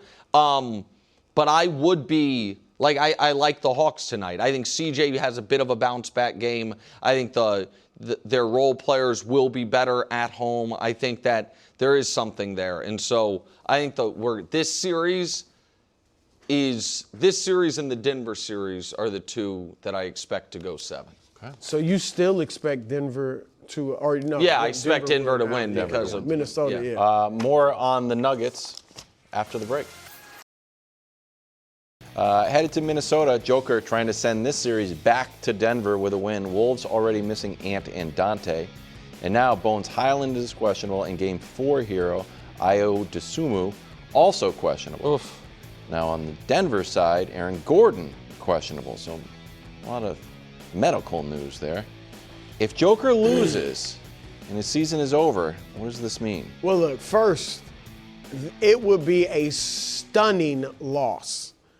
It would be, to lose to Minnesota just without DiVincenzo and Ant Edwards. Mm-hmm. But then you throw in not only the starting backcourt is out, but the backup backcourt is out. Could be out, yeah. It could be out. If those guys are out and they lose this game, that's just failure at the highest level. And regardless of Aaron, I wouldn't even play Aaron Gordon if I was Denver. If he's hurt, maybe a few more days, help him out. Because we should be able to beat them with just Joker and Jamal Murray and the rest of our crew. So that's that. Secondly, Nick, if they lose this series, I think what it means for Joker is he has to start demanding that they put better talent around him. Oh. Because I've said several times, the 5 centers I have ahead of him all had a superstar next to them when they won their multiple championships. Olajuwon won one without a superstar teammate. Then he got Clyde Drexler, and they won the second one. So he's never had that. In fairness to him, Jamal Murray, as great as he is a one-time All-Star. All right, so, and you could say he's better. Murray is a very good player. But he's not as good as... Yeah, he's not Kobe, he's not Wade. Kobe or not Oscar Magic. or Jerry West, the guys that the other greats had with him. And so, now, I don't know if Joker has that in him. We haven't seen that with a lot of the international guys. Who's going to send Durant to Denver? Durant in Denver, I would like that. He wouldn't have. Now that one would work. They're a veteran team. He wouldn't have to be the leader. Go get KD. See, I knew it. But I told you. Jokic has to. They're only. I think I could be wrong. I feel like Denver. Not that they don't want to win, but they got their one championship. They're going to pack the place. Every game they're going to be packed. They're the only show in town, or one of during this season. And I think they're content. LeBron, all these other stars have demanded, I need help. Get me somebody else. You've been disgruntled if we don't have a championship level team. Now, if that's not Joker, it's not him, but that's what he needs to do if he wants to win more championships. Just real quick, Colorado Avalanche fans. Yeah, sorry about that, y'all. Can I explore that for a second? Sure. Who? Outside of Durant, which I love the Durant idea. And there's been LeBron has been kicked around to Denver. Ishbia came out today and said, no way are we trading Devin Booker, which made me think Devin Booker, Kawhi. Who else is on your radar? It's just so hard in the modern NBA to make these trades work and to acquire talent. I think their number one thing for the offseason is, can we keep Peyton Watson? Or are we going to lose him in free agency? Like that, they gave Christian Brown that contract, which they regret, and that might cost them Peyton Watson. I think Peyton Watson would have been valuable for him here. I think they're going to win. And I'm going to give Joker the benefit of the doubt that it's like, hey, tough matchup, got a little lucky, got through it. Go beat Wemby, see if we can go beat Wemby and reset the whole thing. But if they lose, it's a catastrophe. It's won multiple playoff series once in this half decade when he's winning all the MVPs or coming in second. That's not great. And I heard Ryan Russillo and others, some of Joker's biggest fans, being like, basically saying, so we're going to pretend like other guys didn't have bad playoff series. And and this is not hard to understand. Everybody has bad playoff series. They weigh heavier the fewer great playoff runs you have. So, yes, we know tragic Johnson occurred. We also know he won 5 championships, went to 9 finals. Kobe had a number of ghastly playoff series. They blew a 3-1 lead in round one. The 0-4 finals was really rough against Detroit. He won 5 championships and went to 7 finals. The ghastly playoff series that gets brought up for any legend more than anything is LeBron in 2011. And one of the reasons that weighs so heavily is when it happened, he hadn't won yet. Right. So you know what I mean? So it stuck out to us, and it's seared in our memories. Like, yes, everyone's allowed bad, oh my God, that was bad for you, and you lost your matchup, which is what would, for them to lose series, Rudy's going to have to beat him at one more game. And I can't say he lost his matchup to Rudy. He's destroying him statistically, but Rudy has just been shockingly better than we expected. Rudy has done he slowed him down. Rudy has overachieved his job, and Joker's underachieved his. Granted, they have different jobs. Fair. And so I just think the pushback is there has been a lot of, you've talked about Bird had multiple finals games where he scored 8 points. Back to back. Yeah. But he also has the 3 championships. For the folks that have wanted to accelerate Joker up to and in front of the Kobes and the Birds and those guys, this is when folks are saying, hey, if this happens, can we please pump the brakes on that? That's what it is. Now, again, I still think they can make the finals. I think it is on the board. This is just specifically bad matchup, and they can take advantage of the unfortunate fact that Ant got hurt. But if Brew's right, they're 6.5-point road favorites today. If they win today, they are going to be double-digit favorites at home against a wounded team that beat them in a home game 7 2 years ago. If they don't get out of this round, it's a catastrophe. There's just no way around it. Jaden McDaniels game tonight.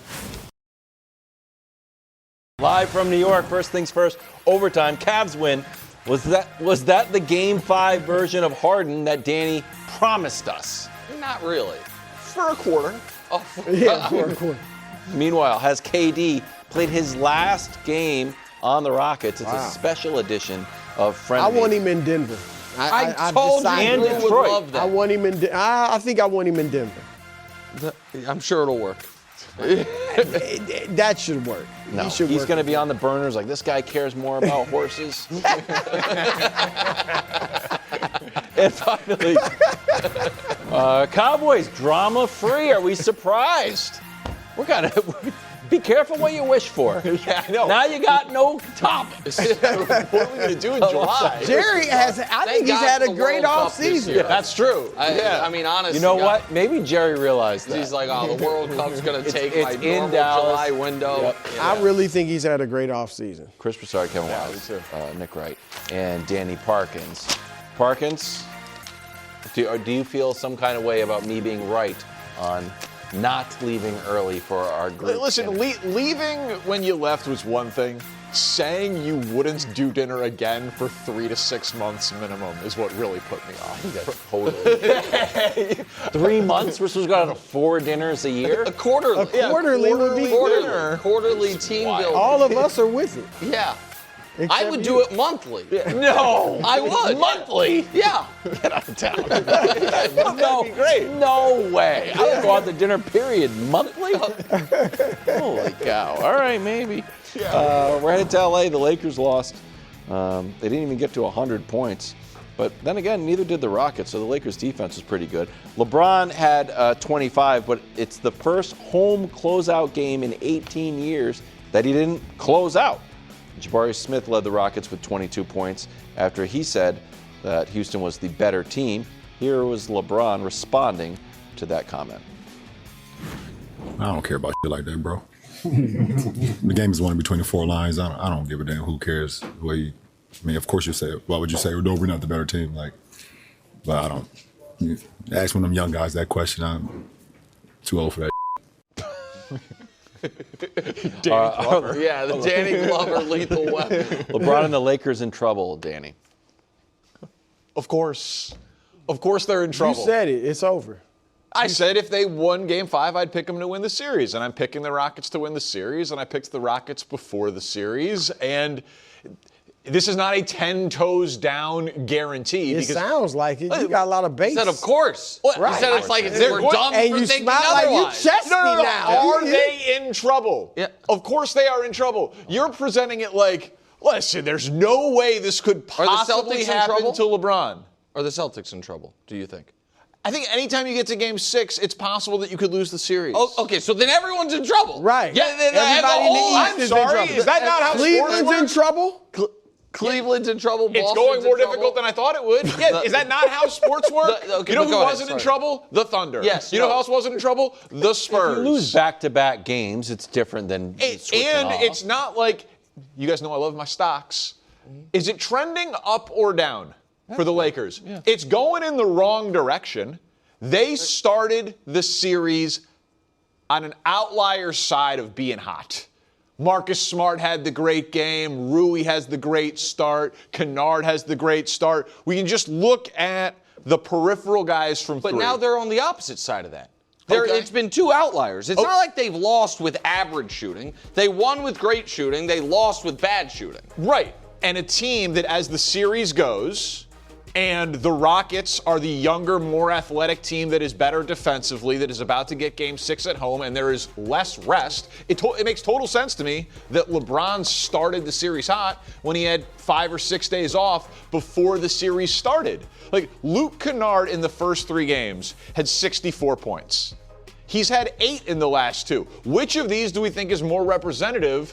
Neither. I think they are both equally non-representative. That's the point I'm making. Luke Kennard, and for whatever it's worth, you showed Luke Kennard was 9 of 17 from 3. Yeah. That's almost his career average. He's from a percentage standpoint, he's one of the greatest three-point shooters in league history. I think his career average is above 40. 9 of 17 is like 45. That's 0. 9 of 17. 9 of 17, 55. So no, pardon me, it's 55. an outlier. But it's not more of an outlier than 0%.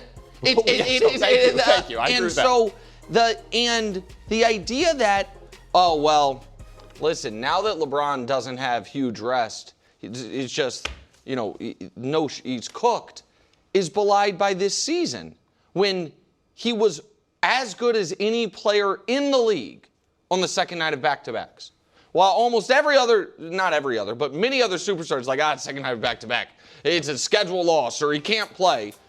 LeBron, not only did the Lakers win them all, his efficiency was off the charts, and that points per game is, again, keep in mind he was low usage this year, above his non-second night of How many of those games did he have Luka? Some of them for sure. And against a team that is as good as the Rockets are defensively. We saw this, the Lakers, yes, they had Luka, play 2 games in 3 nights in Houston, and the second of those 2 games, LeBron was 13 of 14 from the field. Like, I just don't buy that now that the series, we don't have the 2 days off, LeBron's going to be bad in every game. Or that LeBron doesn't have one more great game in him. And you're saying which direction is it trending? I would argue the biggest shift in the series came in the form of one of the best players in the series came back yesterday. Now, he wasn't one of the best players yesterday, but earlier this year, when Austin Reeves missed a bunch of time, we can show you his first game back, really rough, and his second game back, he was excellent. Right there. First game back, get the rust off against a brutal Brooklyn team, and he's bad. Next game back, one of his better games of the year. So, the Lakers, now if we do, before the series, one of the reasons you were so confident was 5 of the best 6 players are on the Rockets. Right? That is not, Austin Reeves. Right now, changes that 2 math. of the best 3 are on the Lakers, No right? doubt, Because no doubt. Durant's out. We assume Durant's not playing anymore. Correct. And Austin Reeves back. So if you want to say, we can disagree on the level of trouble they're in, but I am surprised that you are right now, if you could just pick a side to be on, that you think the most likely outcome is the Rockets win Game 6 and win Game 7. I do. I think that they'll win both. And is the only time the Lakers are in trouble when they lose the series? Because I feel like a lot of it is, I can't see LeBron being the first guy to lose. It's like, then the only time they're in trouble is after they've lost Game 7. Getting a 3-0 lead gives you a giant margin of not being in trouble. That is So true. are they in trouble look, Sunday? If it goes to a Game 7, I think all of us would just admit anything can happen. Yeah. You never know with a Game 7. I still, though, would stand on it. No, LeBron is not. He's not going to be the first to lose 4 straight games in a series you were up 3-0. Okay. I mean, it'd be a statistical it would be outlier possible, if there's 160 some odd teams that were down 3-0, and all of a sudden you're one of like 5 teams to ever force a Game 7. You know what would be a bigger outlier? Losing. Right. The biggest statistical outlier would be losing. 159-0 right now. And I mean, this is to me a symptom of something we said before the playoffs even started. One of the crazy things about the NBA playoffs are every time a team wins a game, it's hard to think about how could they, with this matchup, how could they ever lose? And every time a team wins 2 in a row against a team, it's like, well, how can you ever lose in that scenario? And so that's where we're at on the trail of Rockets-Lakers. And I do think, Danny, that there's obviously a world where the Rockets don't give away Game 3, and they're up 3-2, and the Lakers are in that scenario in trouble. My pushback here would be I thought the only person on the Lakers yesterday that played well was DeAndre Ayton. And despite that, and I think the Rockets were thrilled with how they played. And despite all that, it's a 3-point game with 2 minutes left. Like, I thought the Lakers were bad outright. LeBron was not as good as his numbers suggest. Kennard was awful. Marcus Smart was okay defensively, but offensively had a half dozen turnovers. Like, Austin was 4 of 16 getting back in the flow. And there was a moment in the fourth quarter, it's like, oh my God, are the Rockets going to blow this? That, to me, is why one of the reasons I have confidence here is it's partially, I don't think LeBron's going to lose 4 straight. It's also partially, I don't think the Rockets are going to win 4 straight. I don't think the Rockets are going to play the level of basketball they need to play to win 4 consecutive elimination games. Yes, they're younger, but who's the team more likely for the pressure to get to them? Who's the team more likely to wilt in the moment? I would say... You don't think they're playing with, like, house money now, Houston? I think they were. I think the house money part I think Game 4 was house money, and Game 5 a little bit of it. Sure. I think that shifts the more this becomes a potential reality. Now it just needs to be 2 straight. Like they already did the first 2. Yeah, it's a 2-game series. The first one's in Houston, and it's a travel day and a basketball game, and a travel day and a basketball game. Why does the first one? Isn't the first one being in Houston bad for if you want the Rockets? Wouldn't you rather if you got to win them both? Wouldn't you rather the game set? Like, it's good for the Lakers, right? That if they lose, the deciding game is in Los Angeles. You got to get to 7, though. Right. Okay. Agreed. And I guess this is why I'm saying the Lakers aren't in trouble. The Lakers' worst case scenario is the Game 7 at home. But don't you think in that scenario the pressure's on the Lakers? It would be more on the Lakers. I think they're more likely to handle that pressure. Cavs, Raptors. James Harden had 23, 9, 5, and 6 turnovers. Danny, you had some cool stats yesterday that said Harden oftentimes puts up 30 in Game 5. You started referring to Harden as Game 5 Harden. We're trying to roll out a new cool nickname. Yeah, I'm trying to get it to catch on. So far, unsuccessful. But maybe Game 5 James. Game 5 James works. That works. We can workshop. Did that live up to it, though? It was a 14 in the first quarter. He was pacing for 56. 19 in the first half, pacing for 38, and then it slowed a little bit. But he came to play. Like early on in that game, it looked like is Donovan Mitchell aware of when this game is starting? Like, is Evan Mobley aware of how tall he is and that you're allowed to play an aggressive form of basketball? Like James Harden came to play yesterday and kept them in it when the other part of, again, try to get it to catch on, hasn't worked. The Cleveland Big Four, the other guys were not playing. That one has some life, though. Thank you. It did make it to the broadcast. The Big Three made it to the broadcast the other night.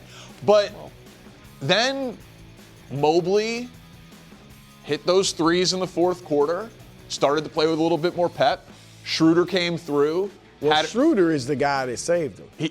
He did. 11 points in the fourth quarter. They would have been getting blown out if it wasn't for Harden. And so all I will say is that that was more representative of a team that I thought they could be, in that they had different answers to the test. Early it was Harden, late it was Mobley and Schroeder, able to do it without Mitchell having a great game. Like, I do still think Cleveland is going to the Eastern Conference Finals, and then we'll see what happens with the winner of the Boston-New York series. What I'll give you is, their top line talent is as good as anybody in the East. Those four guys, particularly the top three with Mobley and Harden and Donovan Mitchell, and they've got depth. Strus coming in, they got – on paper, there's nothing really not to like.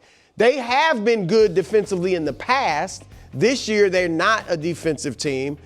But you look on paper and you think they can play with anybody in the East. The problem is they're not a physical team. And that is how Toronto got back in this series. Toronto's a bit offensively challenged, but they're a very good defensive team, and they get physical.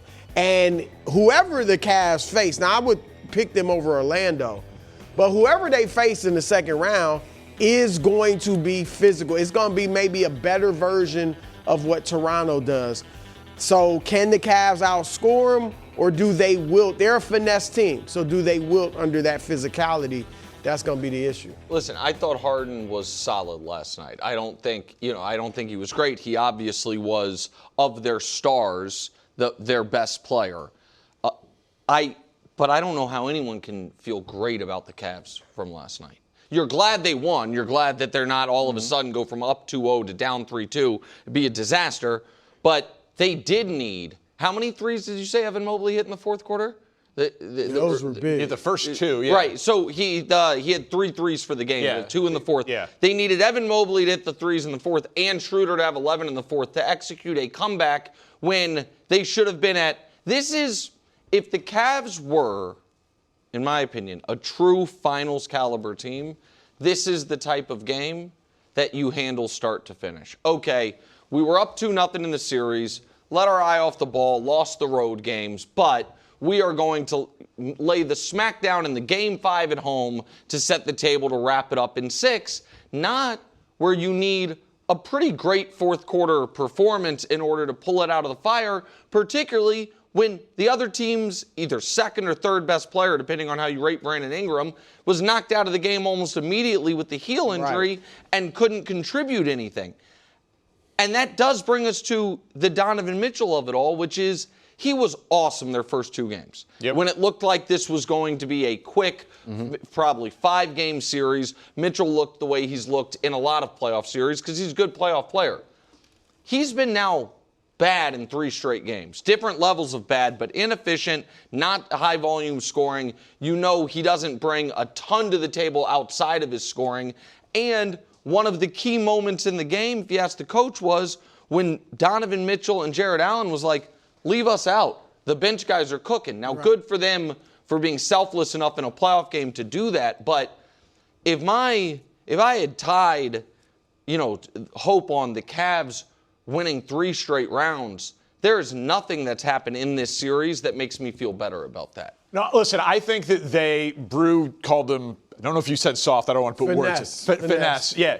They do not play up to their size and what their physicality should be in the front court, and that is concerning. I'm not sure that Donovan Mitchell is totally healthy, and I know everyone is playing through things because I had Troy look it up. I was like, is James Harden leading them in usage? And it still is Mitchell, but to my eye, I think that is carried by those first 2 games. He has a lot of those worn down by the playoffs. Right. But what type of worn down is it? Because there's one highlight was super explosive. Right. Well, he can still do that, and whether he's playing through the knee and just able to do it, I don't know. But what I would say, if you're trying to still back the Cavs, as I guess I am. Well, you did soften it already. But I don't know if you guys noticed. It was like, I still believe they can get to the conference finals. Right. And then we'll see what happens. And then we'll see what happens. Yes, I am. Why don't you just come off of them right now? I'm not. No. Yeah. You have all but done that. Yeah, it does feel that way. Yes, but go I ahead. am trying to support them. They're all flawed. All of these Eastern Conference teams are flawed. They are. They're all flawed. Boston can go cold from 3. Detroit has 1 playmaker. The Knicks are, we'll say, inconsistent. They are all flawed. These are all. Can you actually see, though? You can actually see the Cavs winning the East? I have a harder time seeing them beating Boston. But if the Knicks beat the Celtics, I can see the Cavs beating the Knicks. Absolutely. But right I think they might be the fourth, or they're the fourth seed, but of those 4 teams, they're the fourth one I would see winning the East. Behind Detroit? I mean, Detroit, I Detroit's think in is trouble. pretty much out of it. If Detroit survives somehow, I think they'll beat the Cavs. So that part I agree with, actually. I think Orlando's going to beat Detroit. And it would be bad for the Cavs if they lose to Orlando. But I mean, hey, Orlando last year Indiana came out of nowhere. So that's fair. But if Detroit wins, I'd feel like, okay, the Detroit's going to feel like this is a nice deep sigh of relief that we're not dealing with the Magic's physicality. We just have to keep up our great defense. But Detroit has not looked good, and Detroit has not played well. But I do think it's fair to say that of the 4 best teams in the top 4 seeds in the Eastern Conference, if we're just evaluating how have you looked this postseason, it would go Boston, New York, Cleveland, and then Detroit. Yeah. I think that while they're all, the top 3 are all 3-2, it has felt to me like Boston and New York, their best games have been better than the Cavs' best games. And you can feel at times like they are, even though the Raptors are the 5 seed, the softer of the opponents they've dealt. Can Joker stay alive tonight? That's next on a special edition of Frenemies. Why is it special? They're all special. Because this is all we got. Okay. Happy Frenemies Thursday to those who celebrate on the OT. Let's go to tonight's Game 6 in Minnesota. Nuggets and T-Will. The Nuggets bounce back in Game 5. Jokic looked more like Jokic. 27, 12, and 16, a casual triple-double. But if we check out what he's done for the series, it's been oddly inconsistent and inefficient with those dips in games 2 through 4. So we can start with the game and then go a little bit more big picture here, Nick. Yep. You expect the Joker to have a dominant game tonight? I do. And I think maybe that surprised people because I've been, I think, pretty fairly critical of him this series and talked about what losing this series would mean for the historical hierarchy that in some corners of the media he's been speed running over the last 5 years or so. But we talked about this earlier that in the last 5 years there's only one season where the Nuggets won more than one round of the playoffs. It was the year they won the championship. Losing this series, particularly with Anthony Edwards now injured and Dante injured, and it looks like this backup backcourt in Io and Bones Highland are now questionable for the game, would be a real catastrophe. And I do think Joker is an all-time great player. I think that's obvious. Yeah, where he is in the all-time hierarchy, we can argue about. And I expect him to rise to the occasion. And I think that Minnesota is now in a spot where they are going to have to need so much more offense from their role players. I think it naturally is going to hurt them on the defensive end.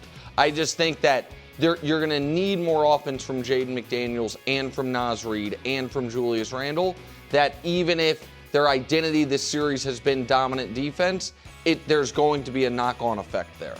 Yeah, I love Io DeSumo ever since he was a Bull and a second-round pick, but I don't think he's going for 40 again. Well, he might not play. But sure, right? Even if he doesn't play, I expect a dominant game from Joker because the vast majority of the time he is dominant. He's one of the great offensive forces in the history of the league, but he's also in a spot where he's almost post statistics. If he has 6 points, 5 rebounds, and 5 assists, and they win, it doesn't matter. The only thing they can't win that way, though. I mean, against this version of Minnesota. Go ahead. I'm just saying, I think all that needs to happen here is he cannot lose this series. And given the injuries to the Wolves, they're a favorite. I expect. But they're a favorite, assuming he'll be dominant.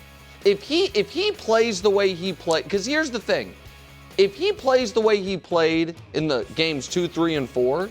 They absolutely can lose. They can lose. I think they would lose. I mean, Anthony Edwards was not Anthony Edwards in those games because he was dealing with an injury. And then game 4, he went out with an injury. I I do not think the Nuggets are good enough to win without Joker being Joker, even against this banged-up Minnesota team. I agree with you that if it were to happen, nobody's going to – this is truly for him, get on to the next round. It doesn't matter what his numbers are. But the Nuggets are – everything they do offensively is built around him. And here's something I want to throw at you. Like, we've talked a lot about the heliocentric guards who put up these insane regular season numbers and their playoff resumes don't match it. Harden is the first one that comes to mind. Russell Westbrook is on there as well. Joker is a couple tier greater player than those guys, and he's won a championship. Has the ring. But his regular season accolades far outstrip his postseason accolades, the likes of which almost no other player is. Closest maybe would be Moses Malone as far as those regular season accolades and the thin postseason accolades. I do wonder if part of that is that having one guy dictate every single offensive possession for your team is something that we have a decent-sized sample of that is not great for postseason success. Hell, dating all the way back to Oscar Robertson. And we don't look at Joker that way because he doesn't dribble the air out of the ball the way other guys do. But I think there is potentially something there as to why they haven't been quite as good in the postseason as their regular season success would indicate. I think it's possible. I also think, he took the Thunder to a Game 7 last year and easily could have won that series, and then maybe he ends up winning the title and the Thunder were just so good. Like, I don't look at his style of play as being a negative. I think what comes out of this in terms of, like, the big picture is are we going to start talking about him a little bit more like we've talked about Giannis in Milwaukee? Of, like, what are they going to do to get more pieces around him? Or the media keeps trying to trade Giannis out of Milwaukee. Are we going to all of a sudden pivot and say that Denver hasn't done it? Jamal Murray wasn't right. Aaron Gordon wasn't right. Because I came in thinking, is this the best supporting cast that he's had? I agree. Since the title team, or even including the title team. And if we were just stone wrong about that, he is still a top 3 at worst player in the league, arguably the best player in the league with years, in theory, left of elite basketball. I'm wondering if the conversation will pivot to get him out of Denver. I think it would. The conversation didn't really pivot fully to get Giannis out of Milwaukee until they took 3 different huge swings at team building. Yeah, the Dame injury, all of it. Yeah. And major moves. And, changing coaches, which they have done, and also major personnel moves. I think we are not close to that. I do think if they were to lose this series or get through this series and people are like, yeah, but that's because everyone got hurt, and just get clocked by the Spurs in the next round, which I don't think would happen. But if either of those things happen, I do think the conversation is if Denver does not make a massive move this offseason, this window is closed. That the Thunder are not going anywhere. We will, under one of those scenarios, the Spurs will have just beat them. That they are going in the wrong direction, and that their real window was the 2020 season to last year. And it was a good 5-year run. They got kind of screwed by some of the Jamal Murray missing those couple playoff runs. And what are you going to do? I do think that's where it'll go. Let's go back to the Rockets-Lakers series, but more big picture, again, on a star. Houston kept their season alive, 99-93 in L.A., but Shams reports that Durant will miss Game 6 on Friday, which leads to all sorts of, are the Rockets better without KD? We're doing body language doctor expert stuff here. But do you think KD has played his last game as a Rocket? Yes. Now, I do not. Well, is that, though, because you think they're winning the series? Like, No, I'll play the game with you if they lose the series. Because I don't. If they win the series, I think he will be back for. I'm not trying to argue on a technicality. Okay, I'm saying next season. So I want to make sure we're on the same page. Yeah. All right, then I want you to go first because that's stunning to me. How can they bring him back? I think he's got a 2-year deal that starts next year, right? With it 1 year and then a player option. they could reasonably say, we won 52 games this year, and we didn't see what we had brought him in here to do. Like, he's going to get all NBA votes. Oh, he's going to be on all NBA. We'll see, second or third team. We'll see what team he makes. Fred VanVleet didn't play the whole season, and Steven Adams played in 32 games. So I feel like they could reasonably say that next year, with a point guard that they gave big money to, with a veteran big man, that 52 wins with dysfunction and no point guard, and whether it's a first-round exit or a second-round exit, because that's the variance of our disagreement there, that they can say, Kevin Durant was an all-NBA player for us. We won 52 games, and a lot of things went wrong for us. We are going to be one of the best teams in the sport next year. But the biggest thing that went wrong for them, other than injuries, which you can't control, is that the team stopped liking each other because of things Kevin Durant said about his teammates. And that now, it appears to me, they have rallied around proving everyone, including KD, wrong about who they are. If you're right and they can win this series, I think that makes it, even without him, harder for them to want to bring Kevin Durant back. You are not as big on locker room toxicity mattering as I am. The Rockets, he was brought in to be the veteran champion, even if he's not going to, a traditional leader, the guy on the team that can, be the A1 on-court option and kind of the brunt of criticism, for the young players. And he was so the opposite of that I think one of the reasons they didn't use Fred VanVleet's salary at the trade deadline to get them a player that could help them this year is they needed him to be the veteran leader, even though he's not playing. I don't know.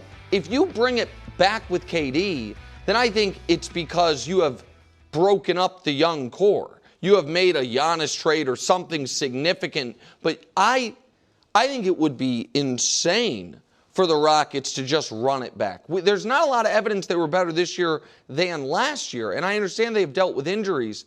But I think objectively, Durant kept up his end in that, hey guys, I'll score 27 a game. He was available all year until the playoffs, Correct. Which is very unlucky for him and unfortunate.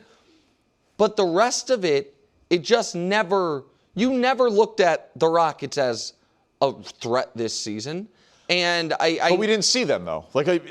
We didn't see him with the point guard. They knew Fred VanVleet did not get. Maybe this is about Raphael. How do I say his first name? Raphael Stone. Raphael Stone. Interviewed him for Pipeline of the Pros. Available wherever books are sold. So my apologies.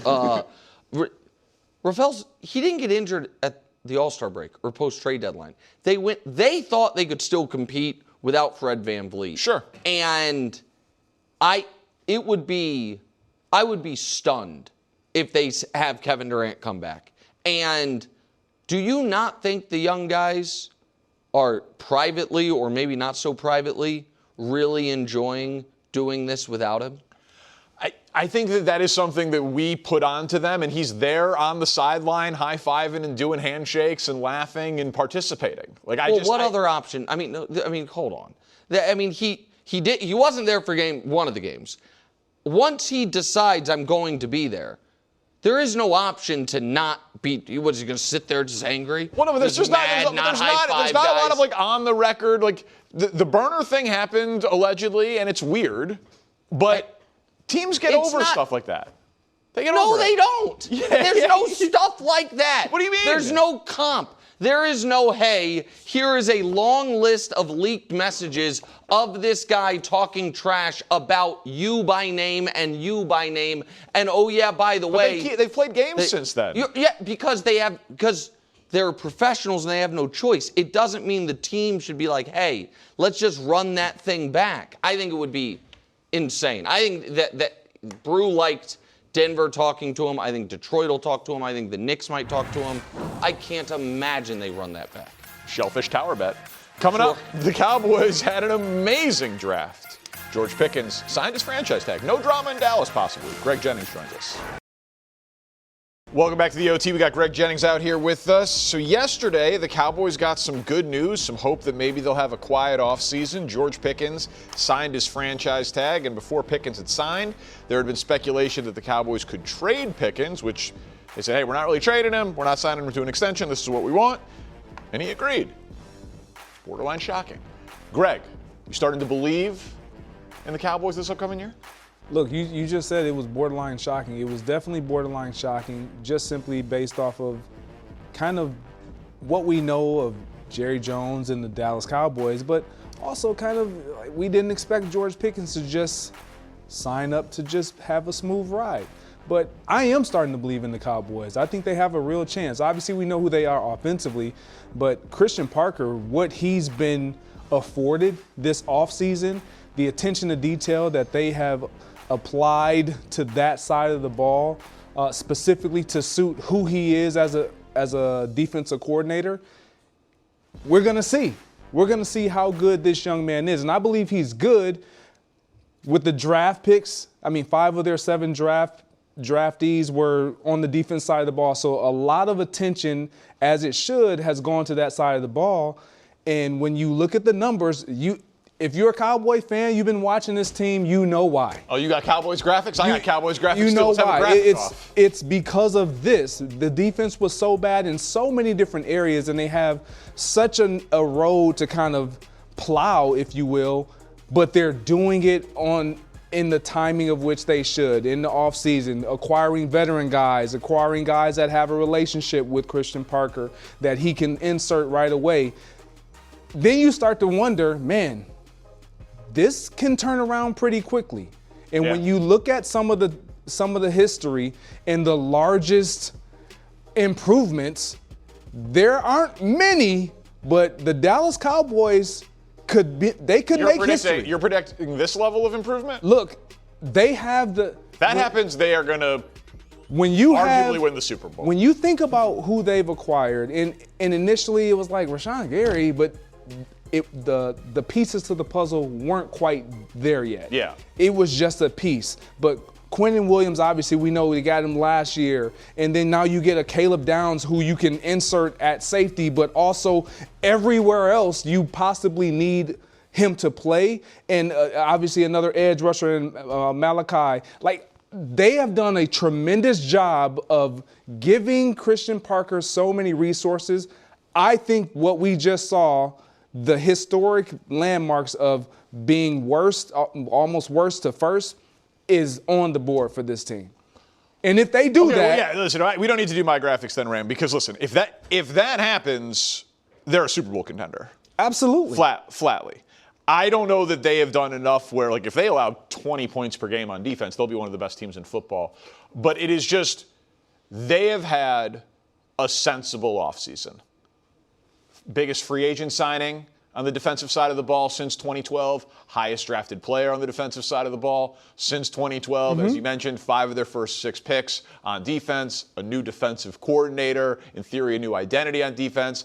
And with you having Dak Prescott and a top 3, we'll call it, wide receiver duo in the NFL with a pretty good offensive line and at times last year a pretty good rushing attack, they absolutely believe they can be a top 5 offense. And if you could be a top 5 offense and even have a top 15 defense, like, you don't have to have that kind of, just be an average to slightly above average defense with that offense, you'll win a ton of football games. Yeah. I'm still guessing that there's going to be some drama this offseason, though. Because once you sign a franchise tag, you can be traded. You can ask for a contract extension and have it denied. Like, all of those things still come into play. And if it's not this, it'll be something else, because that's just how Jerry operates. So I hear you there. I just, with George Pickens being so quiet and just doing what we all thought was like, there's no way he's signing this, at least not right now, and just quietly signing it. We haven't heard anything, any grump. I don't think there's going to be any issues. Strangely enough. What are we going to talk about? I know. We'll figure it out. In a recent interview, let's go to Vegas. I love going to Vegas. Raiders.com, first overall pick Fernando Mendoza said, you know what, I'm not always Mr. Nice Guy when it comes to football. And Greg, on the front end, I'm going to say, this maybe is my favorite quote I've ever heard from this young man. Take a listen. I know it is. although I've came off as very humble and pretty fuzzy and warm, at the end of my Indiana career, when you have that equity, you're able to be like number 4 and number 12. And if you ask my teammates, that's stuff that I was. I wasn't always a nice guy. I was an a-hole sometimes because I wanted everyone to do their 1/11th, everyone to do their job, hold everyone to a high standard. I didn't even know he would curse. I didn't even know he had it in his vocabulary. This is not backed by a graphic, okay? This is not the most logical thing I've ever said on television. But I have had this thought in the back of my brain of like, is he too nice for Vegas? Yeah. Like, is he too nice for the silver and black? There we go. Seriously, don't say Vegas. But it's a combination. For the silver and black. It's just like, is that kid who, unbelievable story, great leader, great player, his relationship with his mom, the things that he stands for, it's all admirable. And I get being mentored by Kirk Cousins. Kirk Cousins has a lot of those traits in him too. But him saying, ask my teammates, sometimes I'm a bit of an a-hole, I'm like, you like okay. that? Yeah. Well, because, man, leadership isn't popular. Like, it's not easy. You have to hold people to a high standard. And so that doesn't lead you to be the most popular guy all of the time. Ask Tom Brady. He's talked about that many, many times. And Brady's going to be one of the people mentoring Mendoza.